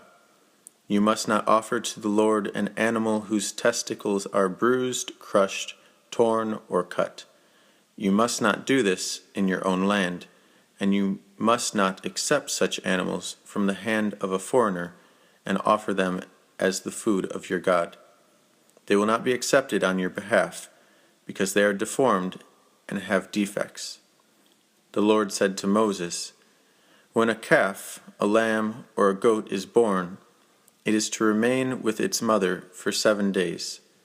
From the 8th day on, it will be acceptable as an offering made to the Lord by fire. Do not slaughter a cow or a sheep and its young on the same day. When you sacrifice a thank offering to the Lord, sacrifice it in such a way that it will be accepted on your behalf. It must be eaten that same day. Leave none of it till morning. I am the Lord. Keep my commands and follow them. I am the Lord. Do not profane my holy name. I must be acknowledged as holy by the Israelites. I am the Lord who makes you holy, and who brought you out of Egypt to be your God. I am the Lord." The Lord said to Moses, "Speak to the Israelites and say to them, 'These are my appointed feasts, the appointed feasts of the Lord, which you are to proclaim as sacred assemblies. There are 6 days when you may work, but the 7th day is a Sabbath of rest, a day of sacred assembly. You are not to do any work. Wherever you live, it is a Sabbath to the Lord. These are the Lord's appointed feasts, the sacred assemblies you are to proclaim at their appointed times. The Lord's Passover begins at twilight on the 14th day of the first month. On the 15th day of that month, the Lord's feast of unleavened bread begins. For 7 days you must eat bread made without yeast. On the first day, hold a sacred assembly and do no regular work. For 7 days present an offering made to the Lord by fire. And on the 7th day, hold a sacred assembly and do no regular work." The Lord said to Moses, "Speak to the Israelites and say to them, 'When you enter the land I am going to give you, and you reap its harvest, bring to the priest a sheaf of the first grain you harvest.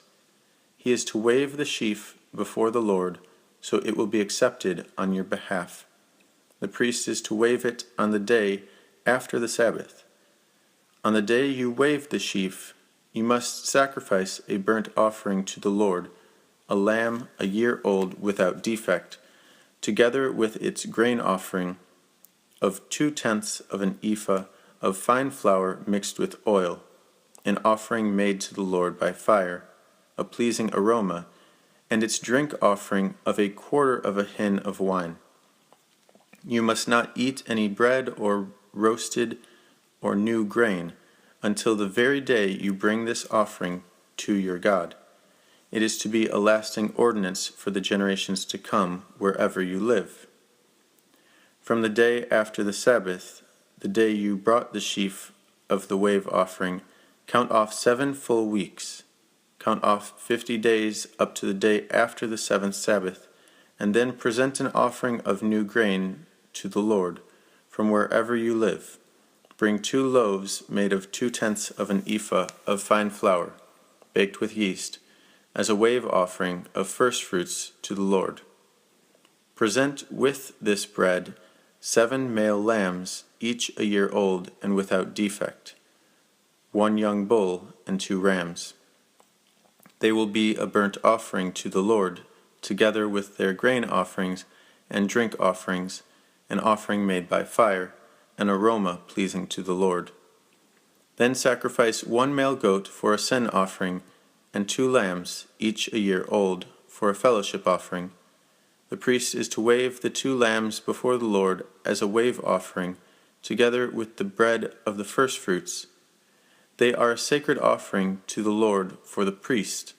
On that same day you are to proclaim a sacred assembly and do no regular work. This is to be a lasting ordinance for the generations to come wherever you live. When you reap the harvest of your land, do not reap to the very edges of your field or gather the gleanings of your harvest. Leave them for the poor and the alien. I am the Lord your God. The Lord said to Moses, "Say to the Israelites, on the first day of the 7th month, you are to have a day of rest, a sacred assembly commemorated with trumpet blasts. Do no regular work, but present an offering made to the Lord by fire." The Lord said to Moses, "The 10th day of this 7th month is the day of atonement. Hold a sacred assembly and deny yourselves, and present an offering made to the Lord by fire. Do no work on that day, because it is the day of atonement, when atonement is made for you before the Lord your God. Anyone who does not deny himself on that day must be cut off from his people. I will destroy from among his people anyone who does any work on that day. You shall do no work at all. It is to be a lasting ordinance for the generations to come, wherever you live.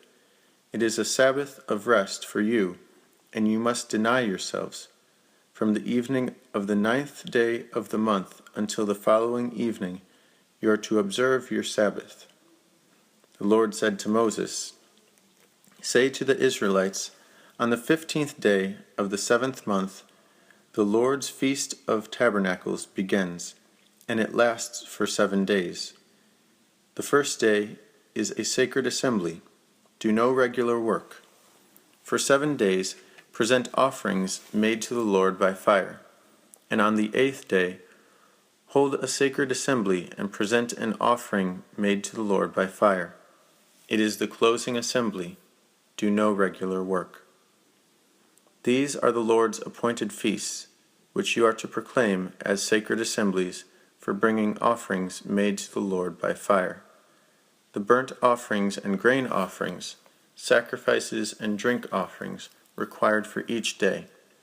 These offerings are in addition to those for the Lord's Sabbaths, and in addition to your gifts and whatever you have vowed, and all the freewill offerings you give to the Lord.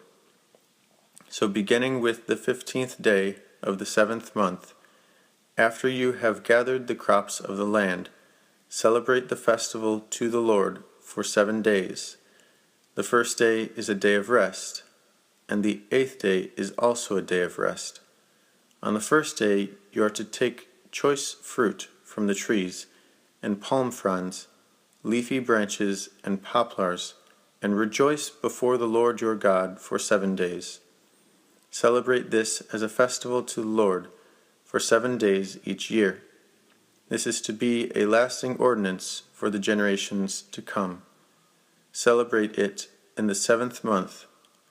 Live in booths for 7 days. All native-born Israelites are to live in booths, so your descendants will know that I had the Israelites live in booths when I brought them out of Egypt. I am the Lord your God. So Moses announced to the Israelites the appointed feasts of the Lord. The Lord said to Moses, "Command the Israelites to bring you clear oil of pressed olives for the light, so that the lamps may be kept burning continually.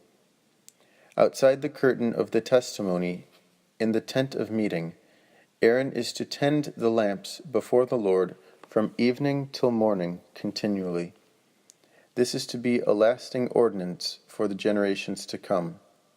The lamps on the pure gold lampstand before the Lord must be tended continually. Take fine flour and bake 12 loaves of bread, using 2/10 of an ephah for each loaf. Set them in 2 rows, 6 in each row, on the table of pure gold before the Lord. Along each row put some pure incense as a memorial portion to represent the bread and to be an offering made to the Lord by fire.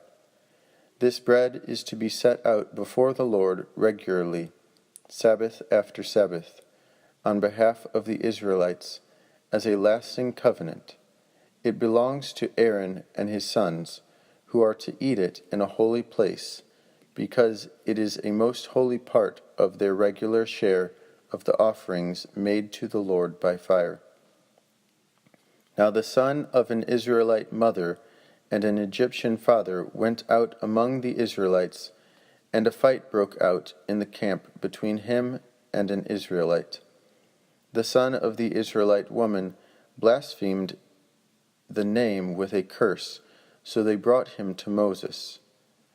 His mother's name was Shelomith, the daughter of Dibri the Danite.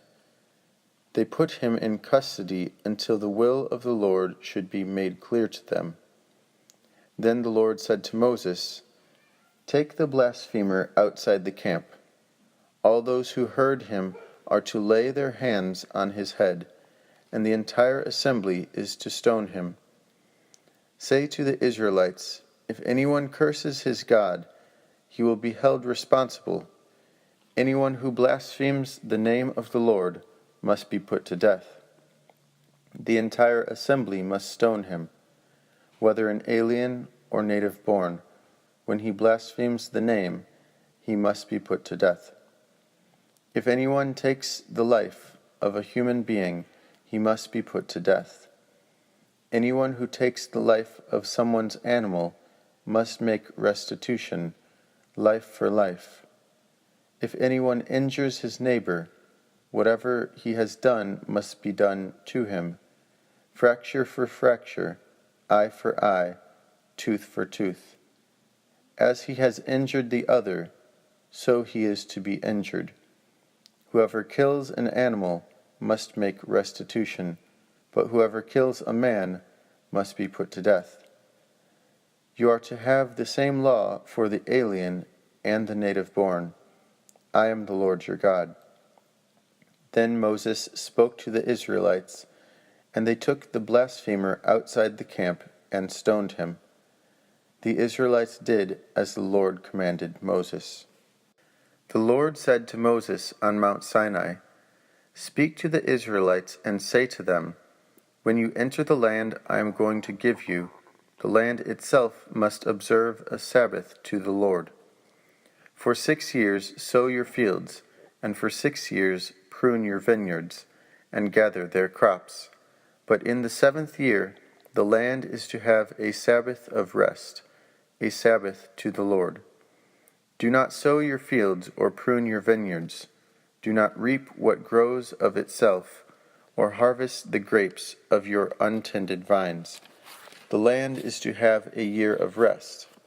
Whatever the land yields during the Sabbath year will be food for you, for yourself, your manservant and maidservant, and the hired worker and temporary resident who live among you, as well as for your livestock and the wild animals in your land. Whatever the land produces may be eaten. Count off 7 Sabbaths of years, 7 times 7 years, so that the 7 Sabbaths of years amount to a period of 49 years. Then have the trumpet sounded everywhere on the 10th day of the 7th month. On the Day of Atonement, sound the trumpet throughout your land. Consecrate the 50th year and proclaim liberty throughout the land to all its inhabitants. It shall be a jubilee for you. Each one of you is to return to his family property, and each to his own clan. The 50th year shall be a jubilee for you. Do not sow, and do not reap what grows of itself or harvest the untended vines. For it is a jubilee, and is to be holy for you. Eat only what is taken directly from the fields. In this year of Jubilee, everyone is to return to his own property. If you sell land to one of your countrymen or buy any from him, do not take advantage of each other. You are to buy from your countrymen on the basis of the number of years since the Jubilee. and he is to sell to you on the basis of the number of years left for harvesting crops. When the years are many, you are to increase the price, and when the years are few, you are to decrease the price, because what he is really selling you is the number of crops. Do not take advantage of each other, but fear your God. I am the Lord your God. Follow my decrees and be careful to obey my laws, and you will live safely in the land. Then the land will yield its fruit, and you will eat your fill and live there in safety. You may ask, what will we eat in the 7th year if we do not plant or harvest our crops? I will send you such a blessing in the 6th year, and the land will yield enough for 3 years. While you plant during the 8th year, you will eat from the old crop and will continue to eat from it until the harvest of the 9th year comes in. The land must not be sold permanently, because the land is mine, and you are but aliens and my tenants. Throughout the country that you hold as a possession, you must provide for the redemption of the land. If one of your countrymen becomes poor and sells some of his property, his nearest relative is to come and redeem what his countryman has sold. If, however, a man has no one to redeem it for him, but he himself prospers and acquires sufficient means to redeem it, he is to determine the value for the years since he sold it, and refund the balance to the man to whom he sold it. He can then go back to his own property. But if he does not acquire the means to repay him, what he sold will remain in the possession of the buyer until the year of Jubilee. It will be returned in the Jubilee, and he can then go back to his property. If a man sells a house in a walled city, he retains the right of redemption a full year after its sale. During that time he may redeem it. If it is not redeemed before a full year has passed, the house in the walled city shall belong permanently to the buyer and his descendants. It is not to be returned in the Jubilee, but houses in villages without walls around them are to be considered as open country. They can be redeemed, and they are to be returned in the Jubilee. The Levites always have the right to redeem their houses in the Levitical towns which they possess. So the property of the Levites is redeemable, that is, a house in any town they hold, and is to be returned in the Jubilee, because the houses in the towns of the Levites are their property among the Israelites. But the pasture land belonging to their towns must not be sold. It is their permanent possession. If one of your countrymen becomes poor and is unable to support himself among you, help him as you would an alien or temporary resident, so he can continue to live among you. Do not take interest of any kind from him, but fear your God, so that your countrymen may continue to live among you.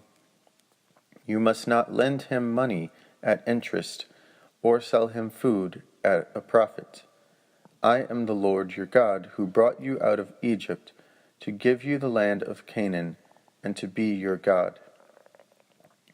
If one of your countrymen becomes poor among you and sells himself to you, do not make him work as a slave. He is to be treated as a hired worker or a temporary resident among you. He is to work for you until the year of Jubilee. Then he and his children are to be released, and he will go back to his own clan and to the property of his forefathers. Because the Israelites are my servants, whom I brought out of Egypt, they must not be sold as slaves. Do not rule over them ruthlessly, but fear your God. Your male and female slaves are to come from the nations around you. From them you may buy slaves. You may also buy some of the temporary residents living among you, and members of their clans born in your country, and they will become your property. You can will them to your children as inherited property, and can make them slaves for life, but you must not rule over your fellow Israelites ruthlessly. If an alien or temporary resident among you becomes rich, and one of your countrymen becomes poor, and sells himself to the alien living among you, or to a member of the alien's clan, he retains the right of redemption after he has sold himself. One of his relatives may redeem him, an uncle or a cousin, or any blood relative in his clan may redeem him. Or if he prospers, he may redeem himself. He and his buyer are to count the time from the year he sold himself up to the year of Jubilee. The price for his release is to be based on the rate paid to a hired man for that number of years. If many years remain, he must pay for his redemption a larger share of the price paid for him. If only a few years remain until the year of Jubilee, he is to compute that and pay for his redemption accordingly. He is to be treated as a man hired from year to year. You must see to it that his owner does not rule over him ruthlessly. Even if he is not redeemed in any of these ways, he and his children are to be released in the year of Jubilee, for the Israelites belong to me as servants. They are my servants, whom I brought out of Egypt. I am the Lord your God. Do not make idols or set up an image or a sacred stone for yourselves, and do not place a carved stone in your land to bow down before it. I am the Lord your God.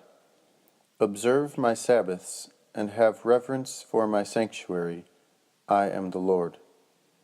If you follow my decrees and are careful to obey my commands, I will send you rain in its season, and the ground will yield its crops, and the trees of their field their fruit. Your threshing will continue until grape harvest, and the grape harvest will continue until planting, and you will eat all the food you want, and live in safety in your land. I will grant peace in the land, and you will lie down, and no one will make you afraid. I will remove savage beasts from the land, and the sword will not pass through your country. You will pursue your enemies, and they will fall by the sword before you. 5 of you will chase 100, and 100 of you will chase 10,000, and your enemies will fall by the sword before you. I will look on you with favor, and make you fruitful, and increase your numbers, and I will keep my covenant with you. You will be eating last year's harvest when you will have to move it out to make room for the new. I will put my dwelling place among you, and I will not abhor you. I will walk among you and be your God, and you will be my people. I am the Lord your God, who brought you out of Egypt, so that you would no longer be slaves to the Egyptians. I broke the bars of your yoke, and enabled you to walk with heads held high. But if you will not listen to me and carry out all these commands, and if you reject my decrees and abhor my laws, and fail to carry out all my commands, and so violate my covenant, then I will do this to you. I will bring upon you sudden terror, wasting diseases, and fever that will destroy your sight and drain away your life. You will plant seed in vain, because your enemies will eat it. I will set my face against you, so that you will be defeated by your enemies. Those who hate you will rule over you, and you will flee even when no one is pursuing you. If after all this you will not listen to me, I will punish you for your sins 7 times over. I will break down your stubborn pride, and make the sky above you like iron, and the ground beneath you like bronze. Your strength will be spent in vain, because your soil will not yield its crops, nor will the trees of the land yield their fruit. If you remain hostile toward me, and refuse to listen to me, I will multiply your afflictions 7 times over, as your sins deserve. I will send wild animals against you, and they will rob you of your children, destroy your cattle, and make you so few in number that your roads will be deserted. In spite of these things, if you do not accept my correction, but continue to be hostile towards me, I will be hostile toward you, and will afflict you for your sins 7 times over. And I will bring the sword upon you to avenge the breaking of the covenant. When you withdraw into your cities, I will send a plague among you, and you will be given into enemy hands. When I cut off your supply of bread, 10 women will be able to bake your bread in one oven, and they will dole out the bread by weight. You will eat, but you will not be satisfied. If in spite of this you still do not listen to me, but continue to be hostile toward me, then in my anger I will be hostile toward you, and I myself will punish you for your sins 7 times over. You will eat the flesh of your sons and the flesh of your daughters. I will destroy your high places, cut down your incense altars, and pile your dead bodies on the lifeless forms of your idols, and I will abhor you. I will turn your cities into ruins, and lay waste to your sanctuaries. And I will take no delight in the pleasing aroma of your offerings. I will lay waste the land, so that your enemies who live there will be appalled. I will scatter you among the nations, and will draw out my sword and pursue you. Your land will be laid waste, and your cities will lie in ruins. Then the land will enjoy its Sabbath years, all the time that it lies desolate, and you are in the country of your enemies. Then the land will rest and enjoy its Sabbaths. All the time that it lies desolate, the land will have the rest it did not have during the Sabbaths you lived in it. As for those of you who are left, I will make their hearts so fearful in the lands of their enemies that the sound of a wind-blown leaf will put them to flight. They will run as though fleeing from the sword, and they will fall, even though no one is pursuing them. They will stumble over one another as though fleeing from the sword, even though no one is pursuing them. So you will not be able to stand before your enemies. You will perish among the nations. The land of your enemies will devour you. Those of you who are left will lie waste in the lands of their enemies because of their sins, also because of their fathers' sins, they will waste away. But if they will confess their sins and the sins of their fathers, their treachery against me and their hostility toward me, which made me hostile toward them, so that I sent them into the land of their enemies, then, when their uncircumcised hearts are humbled, and they pay for their sin, I will remember my covenant with Jacob, and my covenant with Isaac, and my covenant with Abraham, and I will remember the land. For the land will be deserted by them, and will enjoy its Sabbaths, while it lies desolate without them. They will pay for their sins, because they rejected my laws and abhorred my decrees. Yet in spite of this, when they are in the land of their enemies, I will not reject them or abhor them, so as to destroy them completely, breaking my covenant with them. I am the Lord their God. But for their sake, I will remember the covenant with their ancestors, whom I brought out of Egypt in the sight of the nations to be their God. I am the Lord. These are the decrees, the laws, and the regulations that the Lord established on Mount Sinai between himself and the Israelites through Moses. The Lord said to Moses, "Speak to the Israelites and say to them, if anyone makes a special vow to dedicate persons to the Lord by giving equivalent values, set the value of a male between the ages of 20 and 60 at 50 shekels of silver, according to the sanctuary shekel. And if it is a female, set her value at 30 shekels. If it is a person between the ages of 5 and 20, set the value of a male at 20 shekels, and of a female at 10 shekels. If it is a person between 1 month and 5 years.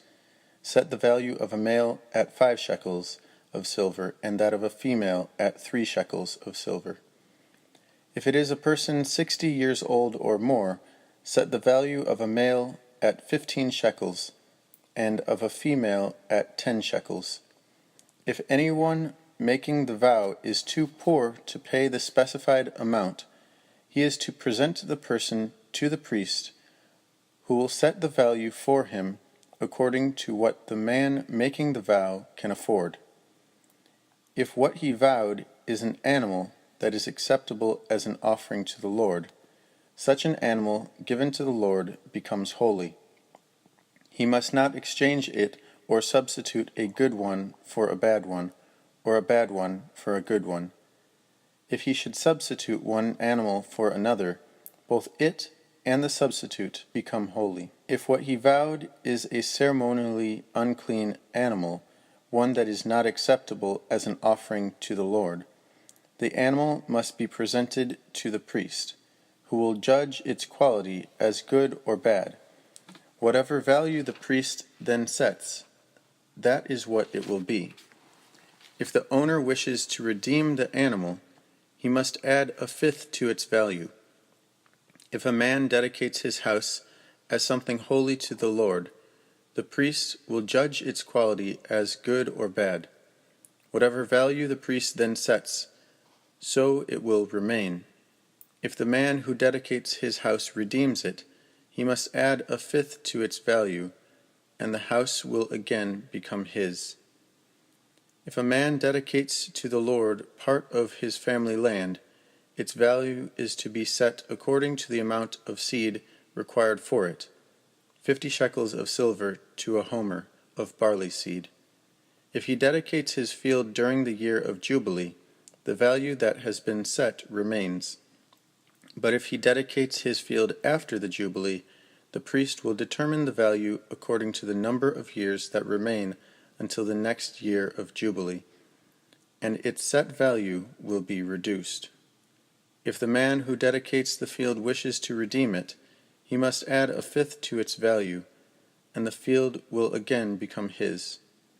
If, however, he does not redeem the field, or if he has sold it to someone else, it can never be redeemed. When the field is released in the Jubilee, it will become holy. Like a field devoted to the Lord, it will become the property of the priests. If a man dedicates to the Lord a field he has bought, which is not part of his family land, the priest will determine its value up to the year of Jubilee, and the man must pay its value on that day as something holy to the Lord. In the year of Jubilee, the field will revert to the person from whom he bought it, the one whose land it was. Every value is to be set according to the sanctuary shekel, 20 gerahs to the shekel. No one, however, may dedicate the firstborn of an animal, since the firstborn already belongs to the Lord. Whether an ox or sheep, it is the Lord's. If it is one of the unclean animals, he may buy it back at its set value, adding a fifth of the value to it. If he does not redeem it, it is to be sold at its set value. But nothing that a man owns and devotes to the Lord, whether man or animal or family land, may be sold or redeemed. Everything so devoted is most holy to the Lord. No person devoted to destruction may be ransomed. He must be put to death. A tithe of everything from the land, whether grain from the soil or fruit from the trees, belongs to the Lord. It is holy to the Lord. If a man redeems any of his tithe, he must add a fifth of the value to it. The entire tithe of the herd and flock, every 10th animal that passes under the shepherd's rod, will be holy to the Lord. He must not pick out the good from the bad, or make any substitution. If he does make a substitution, both the animal and its substitute become holy and cannot be redeemed. These are the commands the Lord gave Moses on Mount Sinai for the Israelites.